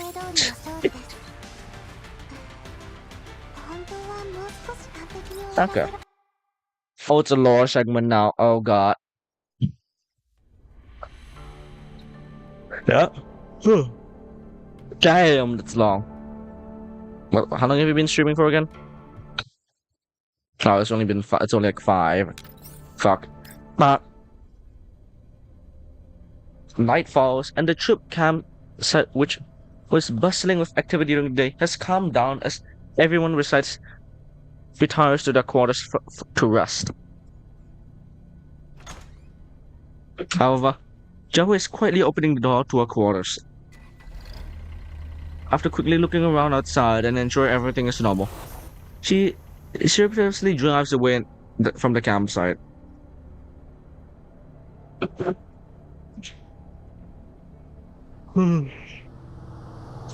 Her jeep races over the wilderness towards the abandoned town. Zhao and Ida have visited in the day for their cultural inspiration. She parks outside town, then dismounts before examining her surroundings and the ground. The two of them left from here. These tracks look new. They match the model of the jeep and the direction they took to leave. That's right, those are tracks. She follows the somewhat indistinct tire tracks, the jeep turning here and there, stopping and starting again. Finally, Zhao comes to a halt outside a secluded valley. Before her, a dozen of vehicle tracks, all leading towards the valley's mouth. What's going on here? Zhao parks a jeep in a scheduled corner and cautiously approaches the mouth of the valley. She looks for a good vantage point where she can use the pure deep within. As its floor, she sees several rows of dilapidated houses. The lights illuminate the valley and the vehicles of mysterious makes driving through it, as well as the people patrolling beside them. Even from afar, their unique style of dress instantly tells Zhao who they are. Barges? Joey frowns. The Vargas are an endemic to the yellow zones, so finding one of their bases isn't exactly out of the ordinary. However, the men she caught earlier today doesn't seem like Vargas. So what's exactly going on here? So the springs are like going crazy. Just as Joey sinks into thought, she hears a sound from nearby. We found it over here. Joey quickly ducks behind a pile of rocks and looks at the source of the sound. A pair of figures walk through the night. One of them appears to be a girl, and the other one behind is wearing a huge coat. There seem to be something familiar about them. Joey ups the output of their visual modules, but just as about to study them in more detail, they suddenly turn towards her. Look out! There's someone up ahead! The speaker opens fire, and a bullet kicks up a spray of sand at Joey's feet. Feet! Tsh! The girl is already running towards her. Joey ducks behind a nearby wall. The fact that they always have managed to spot her so easily is a clear sign that they aren't ordinary people. And normally picking a 1-on-2 fight would not be wise. However, if the one in black is someone important, then taking them out might be a good idea too. Upon making up her mind, Joey bursts out from behind a pile of rocks and throws a grapple rope at a coated figure. Look out! The girl immediately turns to Joey's target, but she can't swat the grapple away in time. The coated figure executes a combat roll and evades the thrown spike. However, Joey has already launched herself forward by now. 1 sec. Okay. Commander! Another burst of bullets ducks Joey's steps, drowning out the girl's words. Joey evades them with a rapid dash and tightens her knife as she leaps forward again. The blade slashes through the fabric of the coat, and the light reflecting from the knife's blade illuminates its wearer's face. Commander? Joey? After the little scuffle, I explain the reason why we're here to Jiahui. So you're saying that you came here to investigate Varager activity in this region? Indeed, the armor recently got commissioned to track down these Varagers. You wouldn't have known because Gorza has...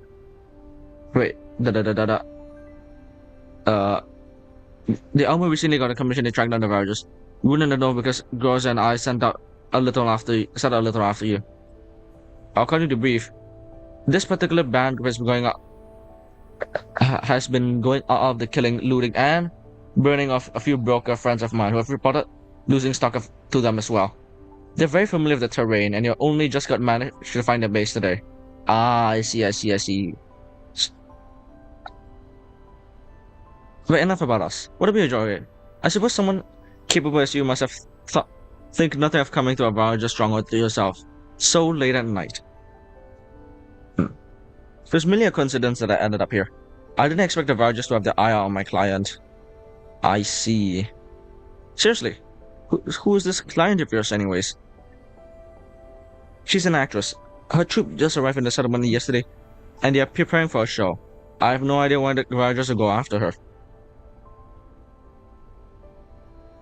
Perhaps it's a misunderstanding. After all, they're performing for a troupe from the Green Zone. So perhaps they appear like a plump sheep to these hungry wolves. I see. She only arrived yesterday, and the people already have their sights on her. It's quite surprising how eager the Varagers are about all of this. Yeah, fair. What do you plan to do now, Commander? Are you gonna wipe out the stronghold? I'm not in a hurry to do so. My assignment was to conduct a discreet investigation. So in principle, I'm just supposed to remotely observe them. But the important thing is to get the feel of the overall situation. I won't be making any contact with them or encountering the hideouts unless I have to. Okay. And besides, it seems like the Varagers have some kind of a boss in charge of them. They have more than one base. So, sniffing them out will take a while. What a pain. Yeah, I mean, fair, I guess. It's viruses after all. They're like little ants that you have to deal with.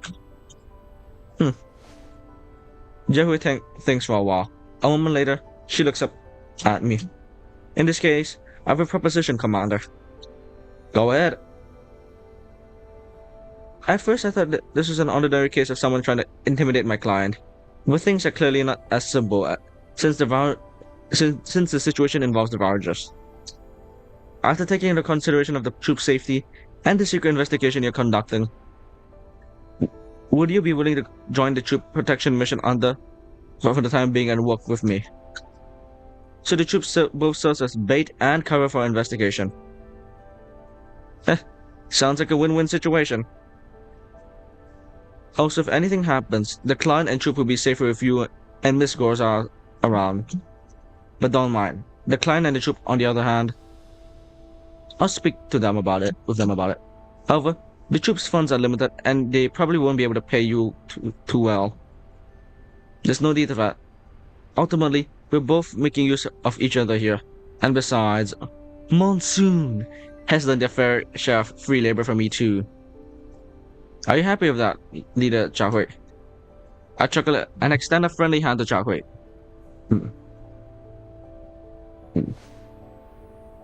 She is silent for a moment, and then she extends her hand to me, that is covered in scars.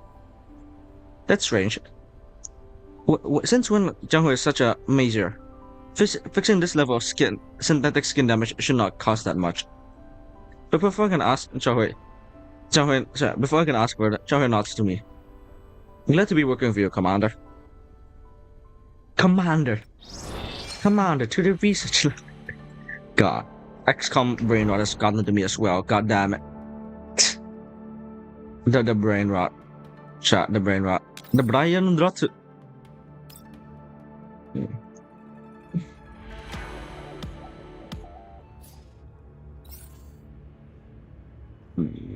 Let's go. Brain rot. That's a bit excessive. I need to build my Klukai, chat. I need to build her. I really need to start building my Klukai. For like the AoE.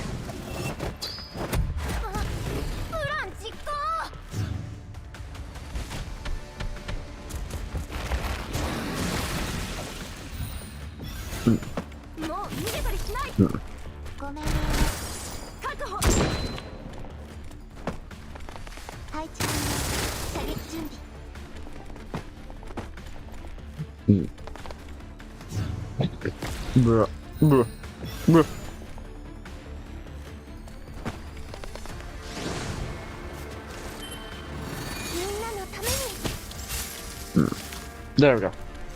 There we go. After returning to the campsite the next day, Jehui introduces me and Gorza to the troop, just in case I have a set of credentials ready to prove my identity. However, it seems my concerns were unfounded. Once we review the Savager camp nearby, Jehui has no problems at convincing the manager to take us on. Soon, the troop has freed up temporary bunking space for me and Gorza, while Aida has cheerfully taken it upon herself to show us around. Over here, this way please. After leading us to our quarters, Aida quickly shows us the facilities and briefs Gorza about the troop's activities. In any case, that's our performance schedule. If you guys need anything, feel free to look for me or the manager.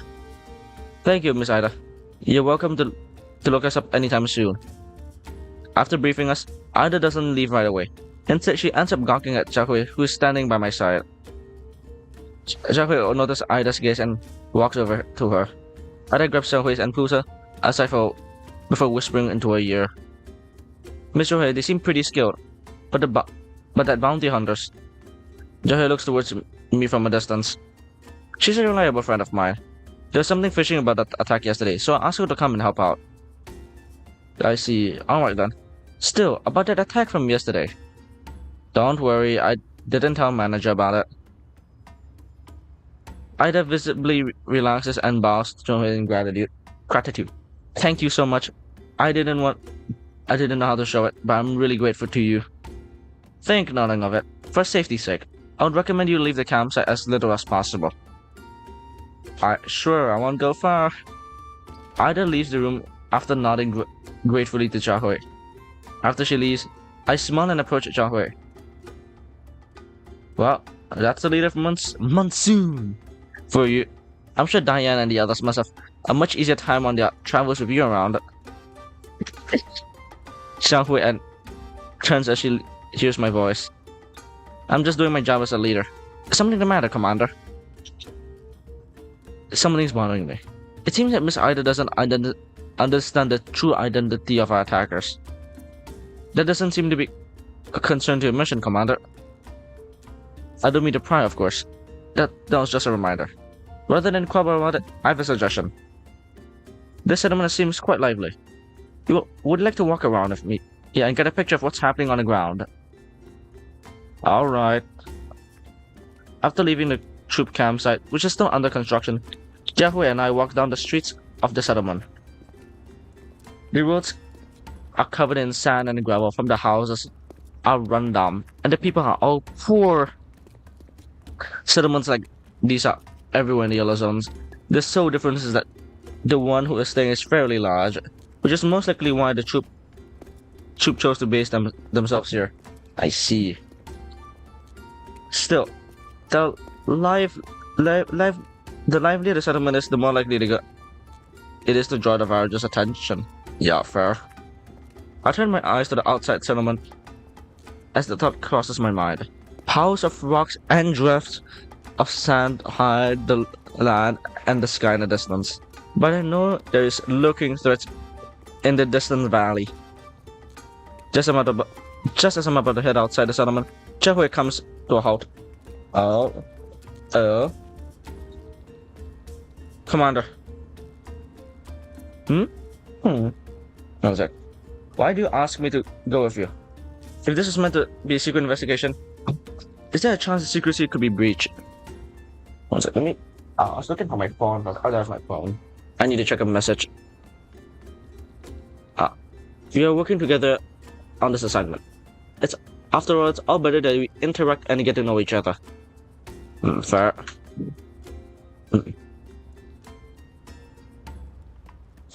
Also, the things in Yellow Zone can be pretty complicated, and I'm...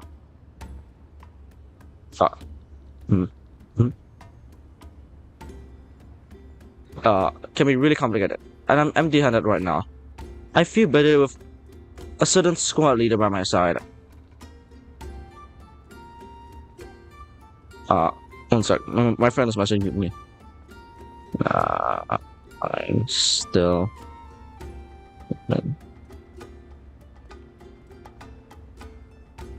Okay, one sec. Fuck, I need to check other messages. One sec. Fuck. Fuck. Fuck. Anyways.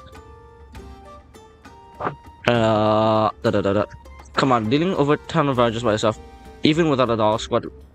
According to what I know of you, Commander, dealing with a squad of over 10 villagers by yourself, even without dog squad backing you up, should be child's play for you. Especially, besides you have Miss Gorza with you too. Wife. Really, which is why this only part of the reason. The other reason is you, Chahui. The truth is, there's something I wanted to discuss with you on the day Monsoon had their concert. Unfortunately, I didn't get the chance to. That day, It's unfortunate that we could not speak. What do you wish to talk about, Commander? I need to message this guy. Oh god. Try and bye. What do you wish to talk about, Commander? Monsoon and the Elmo. I know that you're the leader of the Monsoon squad, and you're not part of the Elmo. It's not easy for a guest of Wind that's used to freedom to suddenly accept a new environment. I'm grateful for the fact that you're willing to stay with the Elmo for the sake of Diane and the others. They're my friends. Okay, and a good leader. Okay. But even though you're the leader, I can sense that you're changing too. Right now, the way you're talking to me is completely different from when the Monsoon first came to help me. We're bounty hunters and have keen noses, so feel free to talk about anything you want with me. Jiahui does not answer. Or perhaps we could discuss it with Monsoon if you think it would be better that way. It won't take long for them to come here from the armor, and there'll be extra hands for the commission. Jiahui remains silent, her face still blank. According to Zhang, her facial articulators were damaged in combat, and as a result, she does not show much in the way of facial expression. But sometimes, this poker face of hers is perfect for camouflaging her feelings. I look at Zhang Hui, silently waiting for her to answer. Just then, I heard the sounds of an argument from a nearby hovel up ahead. It's not like that. Listen to me. Those letters I sent were just... Listen how do you... If not for you, Furies would have... No, Furies... Look, just listen. For some reason, the pleading girl's voice sounds strangely familiar. Zhao and I exchange looks. We nod, and then take cover nearby. Enough of this bullshit. You think I'm gonna buy that goody two-shoes act? You're just... It's all because of you. No, I really didn't. I know there is someone like this because of you. Stop pretending already. Get lost. Get out of here. The argument doesn't last long. Soon, the owner of a nasty voice departs, leaving behind the sound of quiet sobbing. It lasts for a while before gradually tapering off. Then a familiar figure steps out from behind the wall. It is Ida, the lead actress of the Talia troupe. She wipes away her tears as she walks. Her clothes are dusty and her hair a little mussed, probably from the scuffle just now. Jiahui frowns and prepares to stand, but I put a hand on her shoulder and gently shake my head. Don't go right now. It might be a personal matter for Ida. Jiahui doesn't answer, but she doesn't move either. It's only when Ida leaves that I loosen my grip and let her rise. As expected, Jiahui doesn't go after Ida. Instead, she fixes me up with a cold look. Oh wait, fuck. If this is a personal matter for Ida, butting in rashly would only make things awkward for her. So why do you stop me just now, Commander? This troop is about to put on their show. It'd be better to figure out things out, then ask Ida about it later, rather than incur unnecessary trouble. This isn't the first time Ida's encountered something like this. That dispute was very intense. If that man keeps bothering Ida, it might end up affecting the show. We still don't know about the full picture yet. Barging in thoughtlessly might only end up making things worse. In the contamination zone, there are times where minding your own business is not a bad thing. And that's what Ida wants too, isn't it? Jiahui frowns. Minding my own business. So is this minding your own business to you, Commander? I see. Jiahui's expression doesn't change, but I can hear a hint of disappointment in her voice. However, this is the most sensible choice right now. If Ida objects, then I'll not pursue the matter for now. But if it affects the upcoming play, I will not remain silent. Okay. In any case, I'll look around the arena alone for now. I can handle things here by myself. You should head back to the campsite, Commander. It seems that Jiahui made up her mind, and I turn to leave her. We'll discuss it later, after she settles down. After. By the time I return to the troop's campsite, the stage center has begun to take shape. A group of people are gathered around it, and Ida seems to be in their midst. As I approach, Gorza turns to me from where she's standing on the edge of the crowd. Commander, what's going on here? Miss Ida is rehearsing. Apparently there's a recent revision to the certain scene. I look at the heart of the crowd.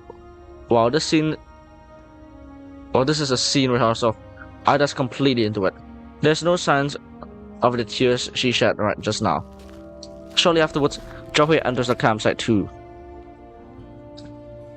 Ida's still performing, so Jiahui frowns slightly before standing aside to watch in silence. Soon the scene is over, and the audience erupts with thunderous applause. Wow, that's a great change. It's even moving than the previous version of the scene. Hehe, I bet our tour is going to be a great success. Alright, I'm happy that everyone's confident about our tour, but I'd like to hear from my audience too. Ida steps up from the crowd and beckons to Mia and Xiaohui. Yeah, hey, you two, you saw our results just now. What do you think? It is very compelling. As for the fine details, Xiaohui, you got some stage experience. Maybe you'd like to field this question. I smile, I glance at Xiaohui. She considers her words for a moment and begins speaking in an earnest voice. Yeah. I think your performance was very professional. While I arrived later and only managed to see part of it, the girl Zara you played was lively and animated, and very likable. Her final promise to her friend was very stirring too. I'm sure it would have won the hearts of the audience even in the green zone. Oh god. However, the delivery of some of the lines is a little unpolished. Further practice might be required. Okay. Sounds harsh, but that's high praise coming from Xiaohui.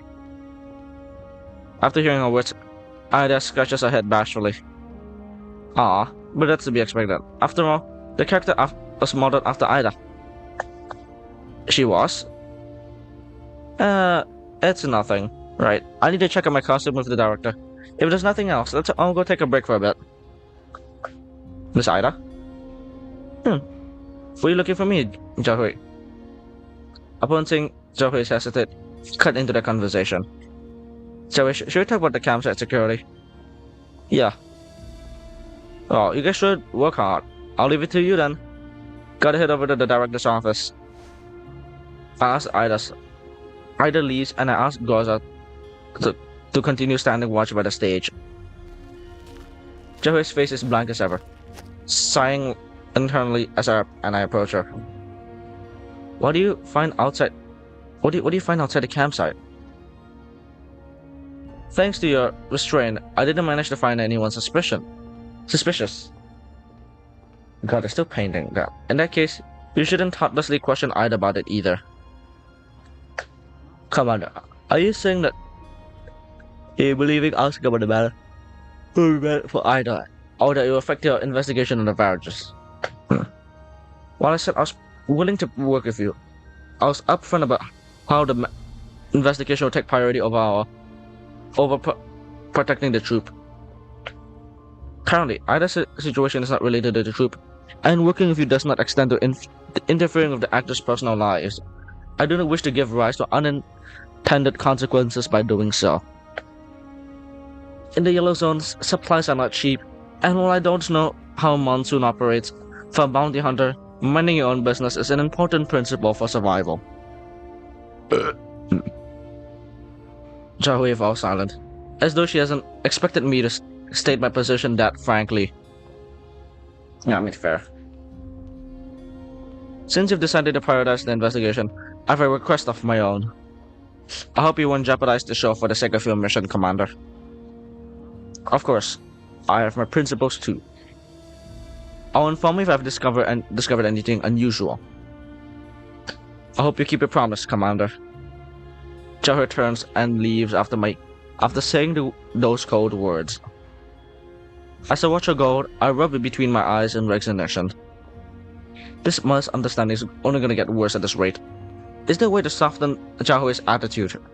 What would Monsoon's squad do when they have a dispute? The Monsoon squad.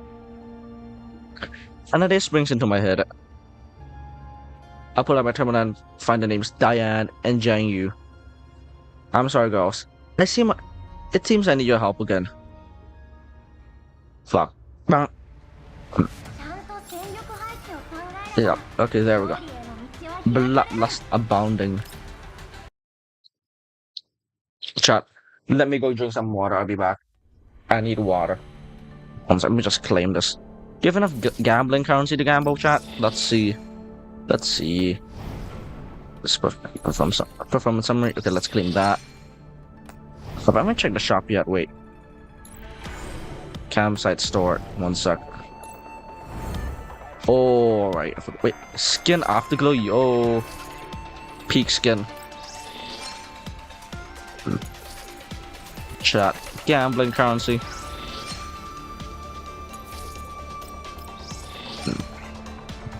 Let's buy this.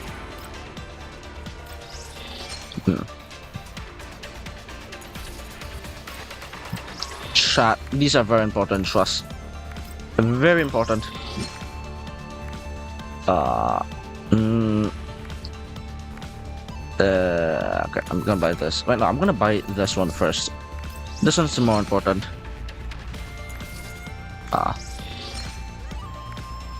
This. And okay. Wait, chat. Wait a second. Let's go gambling, chat. Let's go gambling. Okay, I kind of already have the weapon for Chahui. I wanna pull for her. I wanna pull for Kukai. I wanna get at least V2 Kukai. Hopefully, chat. Hopefully.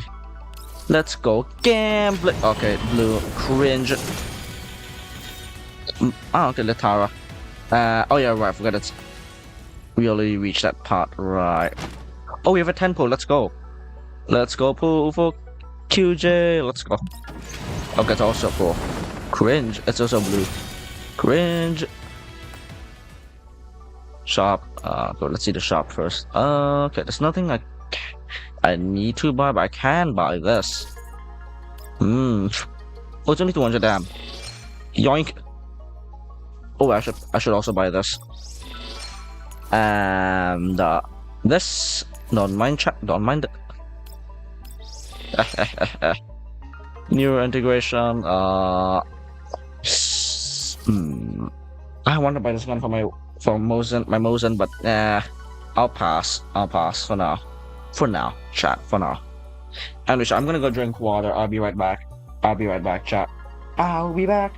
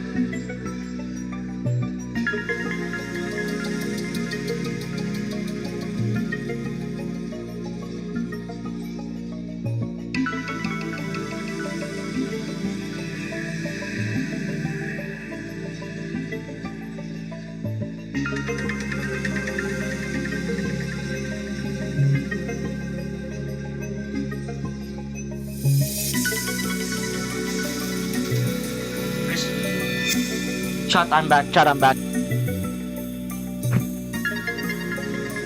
Oh my god! Shit, my back. My back. Ooh, that hurts. I slammed my back into the wall. That hurts. Ouch. Okay, chat, I'm back. Wait a second, chat. Let me just check this real quick. Shotgun. Oh, fuck. Oh, I just realized something, chat. There's 1 sniper, 2 shotguns, 1 machine gun, and 2, assault rifle. Damn. There is no submachine gun. Wait, golden mullet, let me just double check. Yeah, that's AR. Damn. Chat. Damn. No, shot. Commission, regular commission, boundary push. I don't want to do boundary push, man. But I mean, if I have to. Yeah, anyways, chat. Let's do this. Can't wait for next banner, chat. In the wilderness, a jeep races towards its destination. The door on the front passenger seat leans against the window, idly rapping on the scratch glass. Big sis, go faster. The commander and Jahu will have walked out on each other by the time we get there. Jesus Christ. The door on the driver's seat stomps the gas pedal once again, but the only reply is the low humming of the engines as it strains under its weighty burden. Jiangyu, you've been driving at top speed for a long time now. Any faster than this Japli would probably come apart before we even reach the campsite. After hearing what Diane's reply, Jiangyu pouts and curls up in her seat. Fine. The truth is, I want to see the commander and Jahui's ASAP. That poker face woman cruelly dumped us to take on the mission by herself. I can't wait to see her staring at us idiotically when we show up. Jiangyu, I know you're still mad about what happened back then, but Commander didn't ask us to come around to make things worse. You don't want Jahui to truly leave Monsoon, do you? Monsoon? Heck no. Why else would we be rushing like this anyways? Okay, fine. Relax, bitches. I promise I won't get mad at her when we meet later. At most, I'll wait until she gets back to the Elmo before secretly thumping her a little. Hey, yo. That's if she comes back at all. And if you can't convince her. We still have Fire, don't we? She's on her way too, isn't she? Fire's never gotten along with the others, but even she is willing to come back to the Elmo. So is there no reason why Zhao Hui would refuse either? We can't really say. After all, Zhao Hui is an ex-Gryffindor. This is so much pain. Monsoon! It's still Monsoon even on the Elmo. And the commander's really a nice lady too. Do we have to choose between Monsoon and the commander? Why is Zhao Hui making things so difficult for us? Shit. Indeed. Perhaps this problem isn't just for us, but for all of Monsoon too. The interior of the jeep is silent for a while. Diane frowns as she gazes into the distance, then floors the accelerator once again. Yeah. Oh fuck. Let's go. Shh. Let's go. You know, I'm gonna actually swap out the Steam real quick.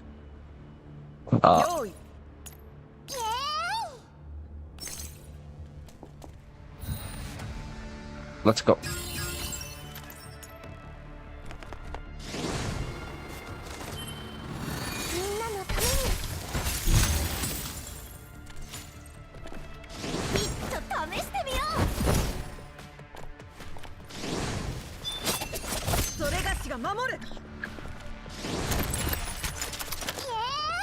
Yeah. Thank you.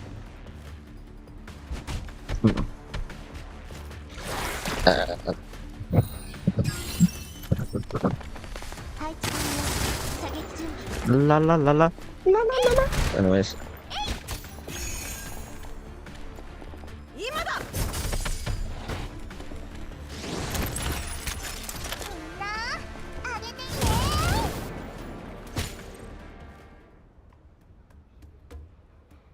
It's a fiery afternoon, and the Thalia troop campsite as boiling as you expect.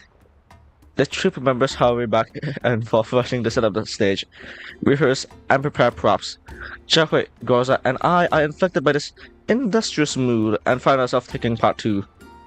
Suddenly, I hear the sound of happy shouting from the distance amidst the sweltering heat. Commander Xiaohui! Xiaohui turns up and freezes up. Meanwhile, I turn in just in time to get a gust of crimson wind to slam into me. The impact is so massive that I lose my balance and stumble back. Ah! Look out! Just as I'm about to fall, a hand reaches out to time to steady my shoulder. At the same time, the girl glomped on me, barely manages the correct posture and help me to stand back up. Ah, sorry, Commander. It was an accident. I'm okay. With my feet back under me at least, I look at the girl before me. Her twin tails long are fluttering into the wind. And the smile on her face is so bright that it makes me feel happier just looking at her. Man. I reflexively reach out to affectionately ruffle her hair. You came fast, sir. Almost a speeding accident, in fact. It's just because I missed you so much and I didn't want to be apart from you for a second, Commander. And I guess I missed young Xiaohui too. In any case, the moment you got your message, Big Sis and I came here as quickly as we could. Isn't that right, Big Sis? Jiang Yu laughs and turns to Diane, who has only just arrived. We're not late, are we, Commander? And Jiang, there's an apologetic smile on Diane's face as she turns to the green-hued doll. Forgive us for acting hastily and coming here without informing you. You have nothing to apologize for. In the first place, decision-making and authority was in your hands while I was away from the squad. Jiang remains calm even when confronted by the sudden visit from her teammates. Jiang seems annoyed by this and gets up in Jiang Hui's face. Wait a minute. Why wasn't your mouth wide open? Aren't you at least a bit surprised that Big Sis and I are here? I am surprised, but I'm not a tickle-me toad that opens its mouth when you squeeze its tummy. And also, my emotive expression modules only support my mouth opening to a limited extent. Ah, is that why you're so... That's why you're so annoying. Big Sis and I came all the way here and you aren't even reacting to it? Do you not care at all? Jiang Yu... Jiang Hui looks the fuming Jiang Yu in the eyes and shakes her head. It's not that I don't care. It's just that I guessed why you came. As such, I have no choice but to accept your arrival and introduce you to everyone in the troop. Saying so, Jiang Hui pulls Jiang Yu and Diane over and smiles faintly to the trooper members who are gathered around them. Either, manager, everyone. These are Diane and Jiang Yu, my friends from the band. Like me, they have extensive stage and combat experience. Welcome. Are you the only ones who have been traveling and performing everywhere with Miss Xiaohui? Indeed. They were interested in the troop's upcoming play and interested in coming by to help. Please feel free to tell us if you need anything over the next few days. I'll be your care for the time being, everyone. We'll be in your care for the time being, everyone. Diane smiles and bows. Upon seeing how Diane's acting, Jiang Yu's face lights up with a smile too. Yep. Just let me know if you need any help. I can work, fight, and perform. Oh yeah, and I can do kung fu, sing, and play drums too. Wow, really? Miss Jiang Yu, can I consult you on the finer points of the fight scenes? It might end up useful in our play. Yeah, I'm not gonna lie, Ida seems like very disheveled, not gonna lie. Of course. In fact, I can give you a demonstration right now. Empty space. There we go. Come on this way. Jiang Yu drags Ida off to the side and proceeds to give her energetic display of martial arts moves. Diane checks her head with a smile as she watches younger antics. She really does go full throttle all the time. Still, there won't be any problems with blending into the troop now. Well played, Commander. I'm impressed. Junghe looks at me, and her smile fades. Please forgive me. I simply did not want to cause any misunderstanding between us. I believe that we'll be able to get along better with Diane and Junghe around. And as for the future, thank you for your concern, Commander. Junghe interrupts me halfway through my explanation. I will carefully consider the future of Monsoon Squad. Monsoon. Memes, the DNA of the soul. I can't stop the monsoon memeing. Oh wait, you know what, chat? I feel like juicing up my Mosin a bit more, chat. I just have a sudden urge to juice up Mosin a bit more. One sec, chat. One sec, chat. I know she's not the best character in the game, but I just have to juice up my Mosin. My Mosin again. Okay, attack boost.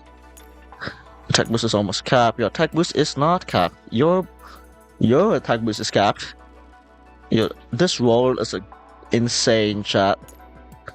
Okay, wait. Let me just calibrate you real quick. Bah, bah, bah, bah, bah. Oh, okay, never mind. Okay, one sec. Let me just see if I can max this one out first. Fuck. 5. Okay, I'm gonna buff this a little bit, and I think that's good for now. Just like spend 10,000 on this. Jesus Christ. It's a slight bit of damage boost, but yeah, I want to get Mosin the gun to like 16k power, because you know, for the funnies, shit, for the funnies. I love my Mosin. Like she's like 3,000 attack, but it's not enough.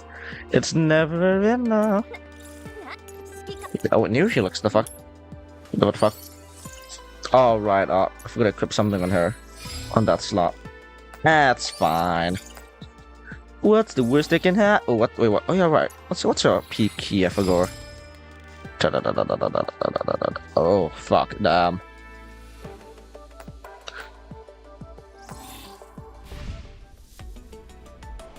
Sharp. Curse of Dawn.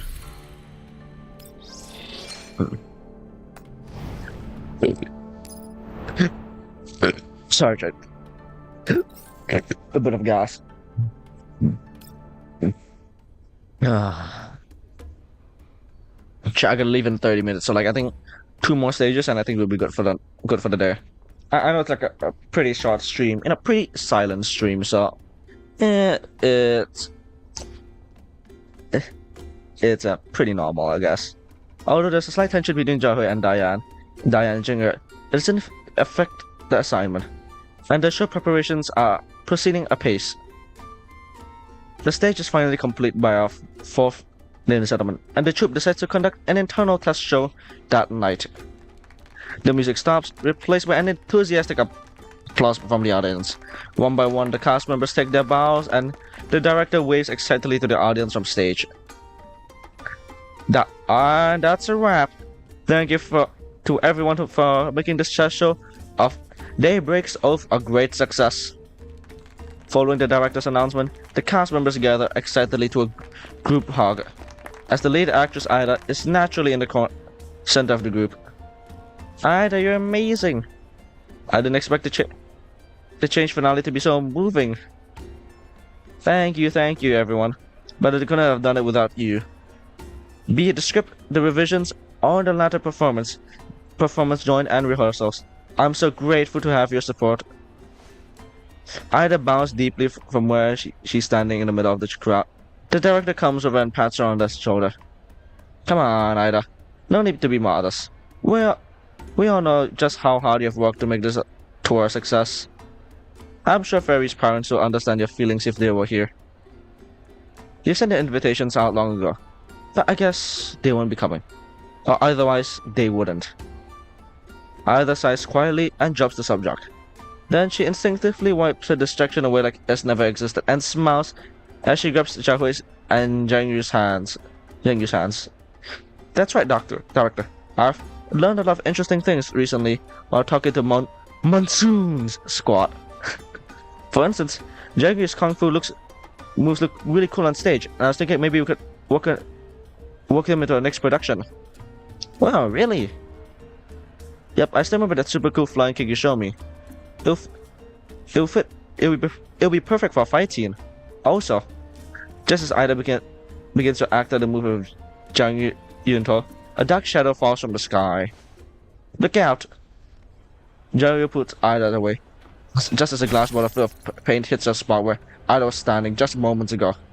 The paint inside splashes out and shatters the fragments, blooming into a lurid savage flower. Before Ida can react, a second third bottle falls into the campsite, interspersed with a hail of stones, leaving streaks of paint all over the stage. Hey, someone's causing trouble! Diane, protect the cast. Commander, Zhang Yu, with me.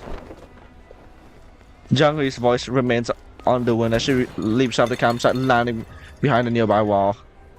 With lightning speed, Zhang Yu subdues a suspicious man hiding in the wall without giving them any time to respond.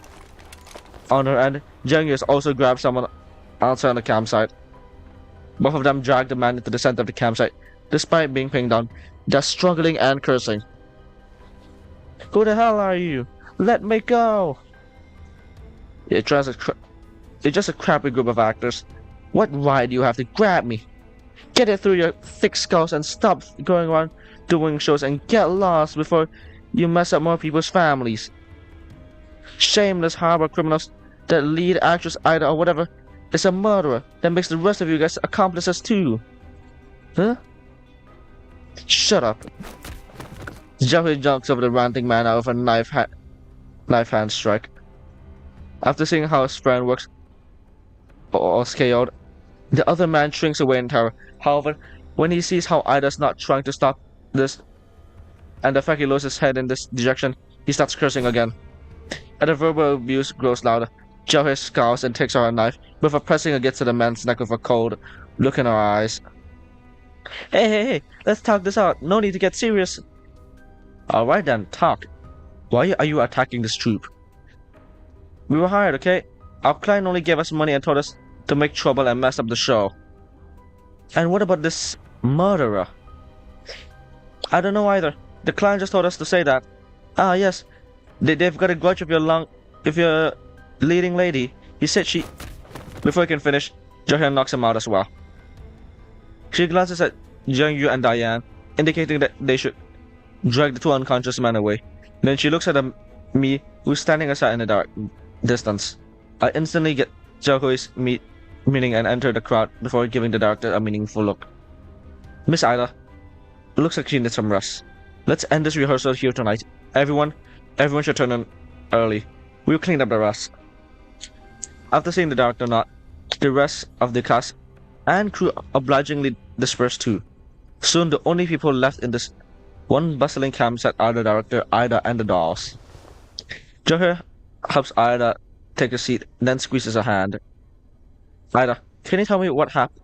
Can you tell us what happened before this? Ida's head is still lowered. She remains gloomy and silent.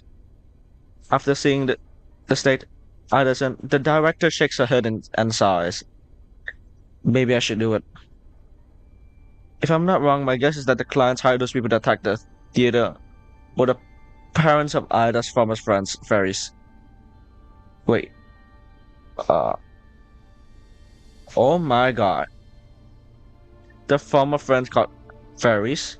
Yes, Fairies is a good friend of Ida's and an outstanding young actress. The truth is, she was supposed to be the female lead of Daybreak Oath. Back then, Ida and Fairies joined the audition for the part and they made it through. Oh, both of them. Fairies was the female lead and Ida was the second female lead. Fairies and I both loved to act. I still remember the day when we met each other. Ida, who had been silent all this time, slowly lifts her head.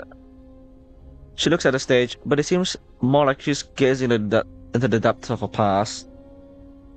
That day I joined an impromptu drama competition. I was a rookie back then, and nobody paid attention to me. But by the time the competition ended, a girl ran over all of a sudden and praised me for doing a good job. Even she pointed out all the little details in my act. We ended up talking for a time. She told me her name was Ferris, and that she wanted to become a pro actor just like me. Ida smiles and recalls her past with Ferris. After that, we became good friends. At that time, all we had were bits and parts, but no matter what roles or script we were given, we will always rehearse them together, so we can critique and further refine our act. Over time, we slowly became to play supporting roles, and then we both made it through the auditions for Daybreak's Oath, and began participating in the Yellow Zones together, looking for cultural inspirations together, going on tour together. And those days were really happy, but Ada stopped speaking, as though she has thought of something, and her smile turns bitter. 2 years ago, when Ferris and I were on contamination zones together, we were attacked by viruses. The PMC assigned to protect us were taken up by the viruses, and Ferris too. Our pastor back then was mistaken for dead, but passing bounty hunter saved me. Everyone in the troop was heartbroken over Ferris. We had lost a great actress, a good friend. So that everyone in the troop was grieving for her. And the lead actress role for the Daybreak Oath sat vacant for a long time. Later on, I remember that Ida and Ferris had acted opposite each other and had her try out for the position. She did well, so we decided to permanently assign it to her. But I didn't expect my decision would lead her to a misunderstanding by Ferris' parents. Although that they thought that Ida had gotten Ferris killed in order to become the lead actress. Did they try to contact Ferris' parents? Oh, we tried many times, but the Ferris parents thought the troop was in on it, and Ida kept refusing to talk to us. Ida also tried looking for those viruses, but they never been easy to find, and the situation was very chaotic back then. With all the time that's gone by, we couldn't find any evidence at all. And that's how the misunderstanding lasted all the way until now. Yes, the truth is, Ida's been working hard to try and erase that misunderstanding. During this tour, Ida's convinced me to change the script and its ending as a memorial to Ferris. Frankly speaking, we weren't too happy about the change at first, but Ida went all over to gather inspiration and built up experience as a scriptwriter before consulting me about it many times. And in the end, the altered script began to take shape. After we finished rewriting script, we began preparing for our tour. Right after we finalized the show schedule, Ida sent an invitation to Ferris' parents. And you know how that went. Everyone present go silent as they look at the glass shard and red paint scattered everywhere. Ida, is there anything we can do to help? Stay alert and protect the future shows. That's right. Since they've rejected Ida's goodwill, and they definitely won't give up that easily. Ida smiles bitterly and bows to everyone again. I'm sorry for causing you trouble. Ensuring the show takes place successfully is part of the request. You don't have to blame yourself for this, Miss Ida. Zhao helps Ida up, and Zhang Yu comes over to support her by her shoulders. Yep. Nothing's gonna happen to the troop with us around. I'll be counting on you. All in the future. Then, it's getting late. I also need to take care of the troop's business. Oh yes, about those 2 attackers. Leave them to us. Mr. Could you go easy on them? After all, it's because of me that... Relax, we know our limits. 7 minutes later, the 2 hired attackers receive a stern talking to from Zhang Yu and slink off, vanishing into the night. As I watch them fade away, I can't help but ponder their situation. So they're hired then? No. If they were like the people who hired them, to ambush Ida earlier. They will probably be related to the Voyagers too. Before the two men can flee into the darkness, I call out to Gorza. Gorza, follow them to see where they're headed. Yo.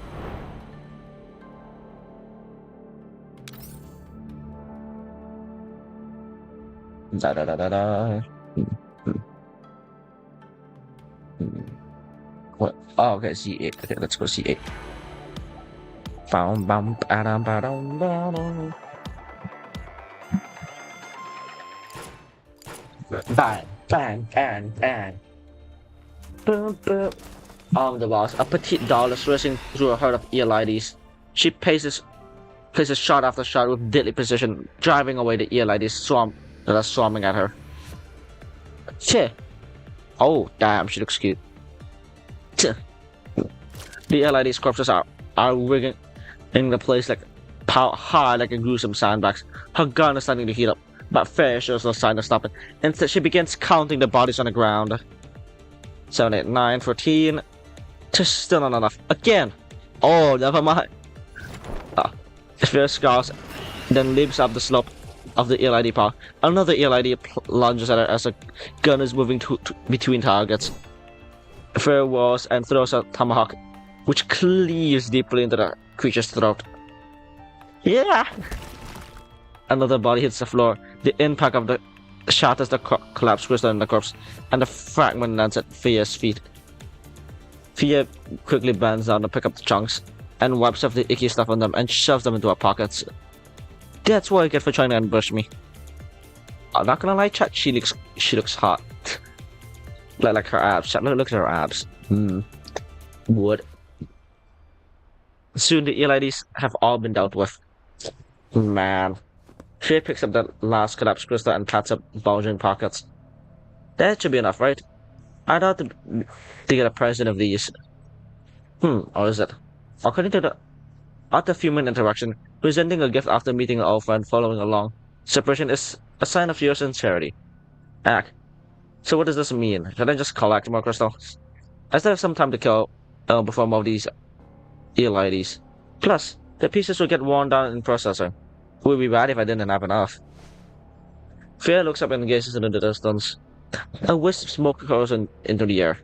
It seems that another ELID pack is up ahead. She mounts on a motorbike and roars over the source of the smoke. However, as she approaches the smoke, Fia gradually realizes something is wrong. Wait, those aren't ELIDs. The source of the smoke lies over 100 meters away. But it isn't created by ELIDs. Rather, it comes from a weirdly modified Voyager vehicles. They seem to have found something. And several converted junkers are pouring fire into a small hill. Tch, it's a Voyagers again. Didn't they spread all the way over here again? Fia's upset about a visual models and tries to see who the Voyager's target is. However, she can only make out the several indistinct shapes amidst a rolling cloud of dust. Could it be the stranded travelers or residents of the nearby settlement? Who cares? Those Voyagers are assholes anyways. I'll shoot first and ask questions later. Jesus Christ. Oh god, jeez. Chat, wood, chat. Chat, wood. Honestly, I'll let her, Chat. Faye revs a motorbike and rides into the heat of the dust cloud. Hey, over here! Over here, you little clanker! You little clanker! Okay, technically, they're more like flashbacks. Come here, you little flappers! Come here, little flapper!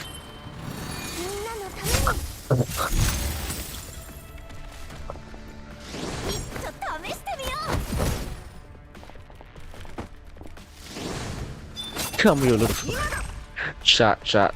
You know how there's a slur for like robot, like clanker. You know, there should be one for like humans specifically. Like, get over here, you little flapper.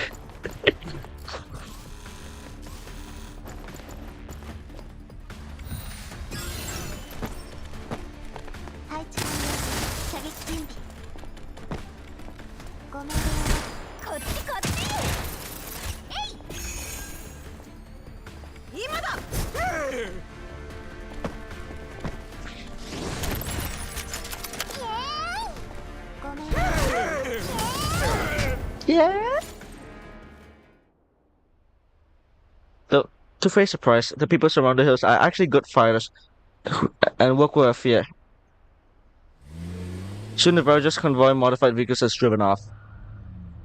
Franks brings a motorbike to a halt up and runs up the hill, waving to the people behind the smoke and dust. Are guys alright? We're good. Thanks for your help just now. This surprise attack of yours was most impressive. You're welcome. You guys are pretty good too. You guys are bounty hunters, right? I thought you were a local resist. As the people she's addressing emerge from the smoke, Freya's watch catch in her throat. Fear, you guys? Yeah, Fear. Surprised to see us? See, Commander. I told you it was Fear. There's no way I could mistake anyone who lugs an axe around with us all day long for anyone else.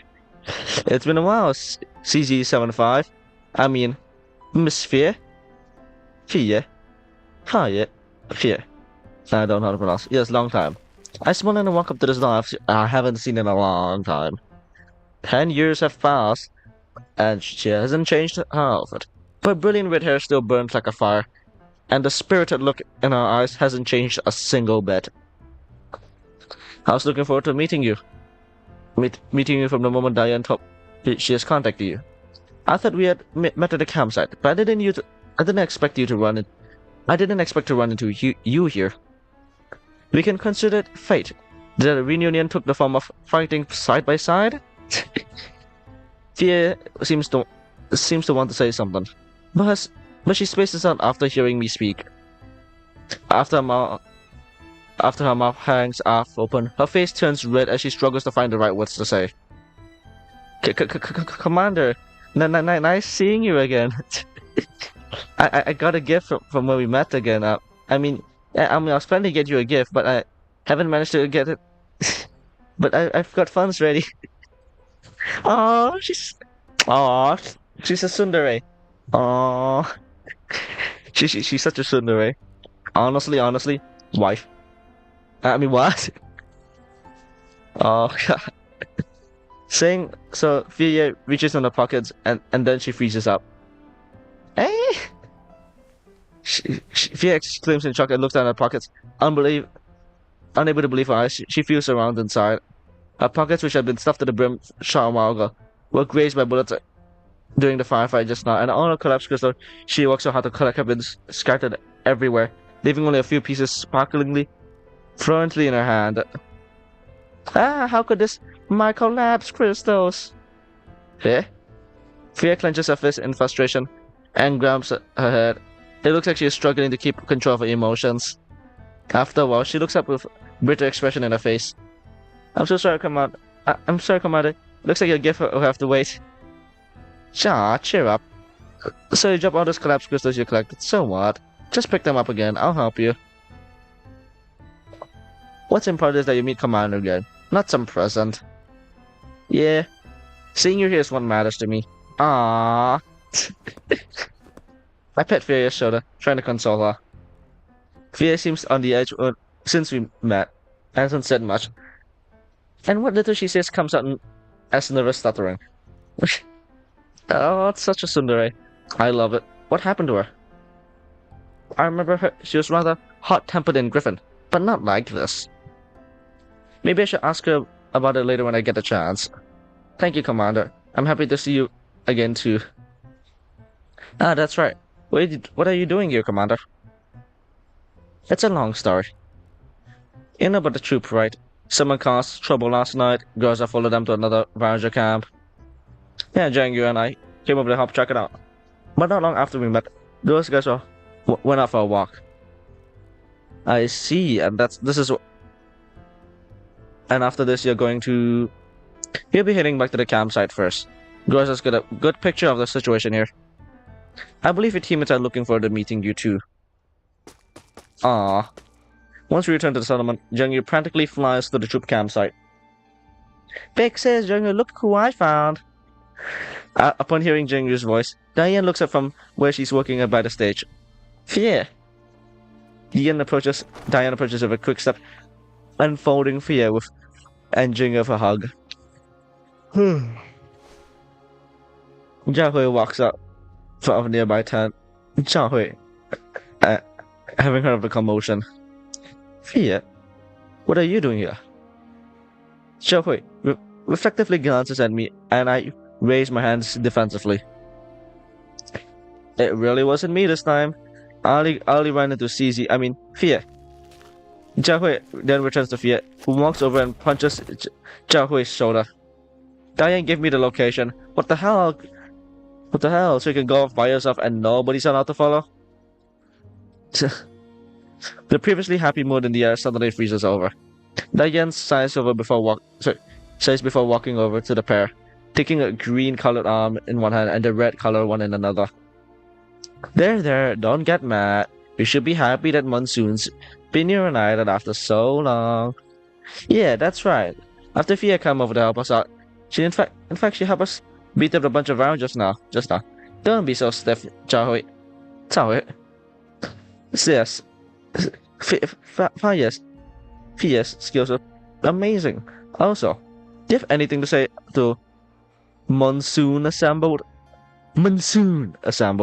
Alright. Jiahui presses the spot between her brows and resignation. I was hoping that this brief period of independent action was be enough to spur ladies into calmly considering our future. Clearly, that plan has failed. That it just means it's the wrong thing to do. It's better to be just frank and speak up rather than having us stew in our rooms, being miserable. Isn't that right, Big Sis Fia? For once, I agree with you, Jang. Yes, I agree with that face-to-face discussion is the best form of communication for Monsoon. Much like when you're playing a song, one must be on the same scene to properly judge the audience's reaction. Jiahui, while this was a private commission, you are still part of Monsoon. Will you allow us to help you with this commission for the next few days? I mean, your business is Monsoon's business. Yeah, we hope you have immediate. It gives you another job next time. After seeing the sincerity in her teammate's expression, the corners of Jiahui seems to have faded. Jiahui looks them in the eye and nods. All right.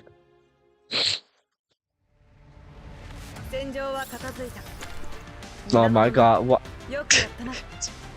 I can't stop. I need to stop this. I need to stop calling it like every single slightly attractive character, video game character wife material. I need to stop. Is it a problem? No, it's not a problem, but I may need to perform on someone. Let me just claim that real quick. Chat, they're just also attractive, chat. I can't help myself. I see attractive looking woman, I'm like, oh no. Oh no. Oh no. Chat. I just like seeing a very slightly attractive chat.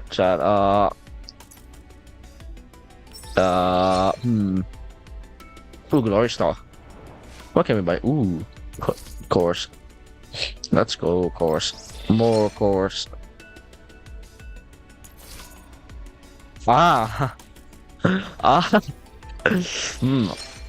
Edgeless blade. Chat, my favorite weapon skin. Edgeless blade. Monotov bunny. What? I see. Chat.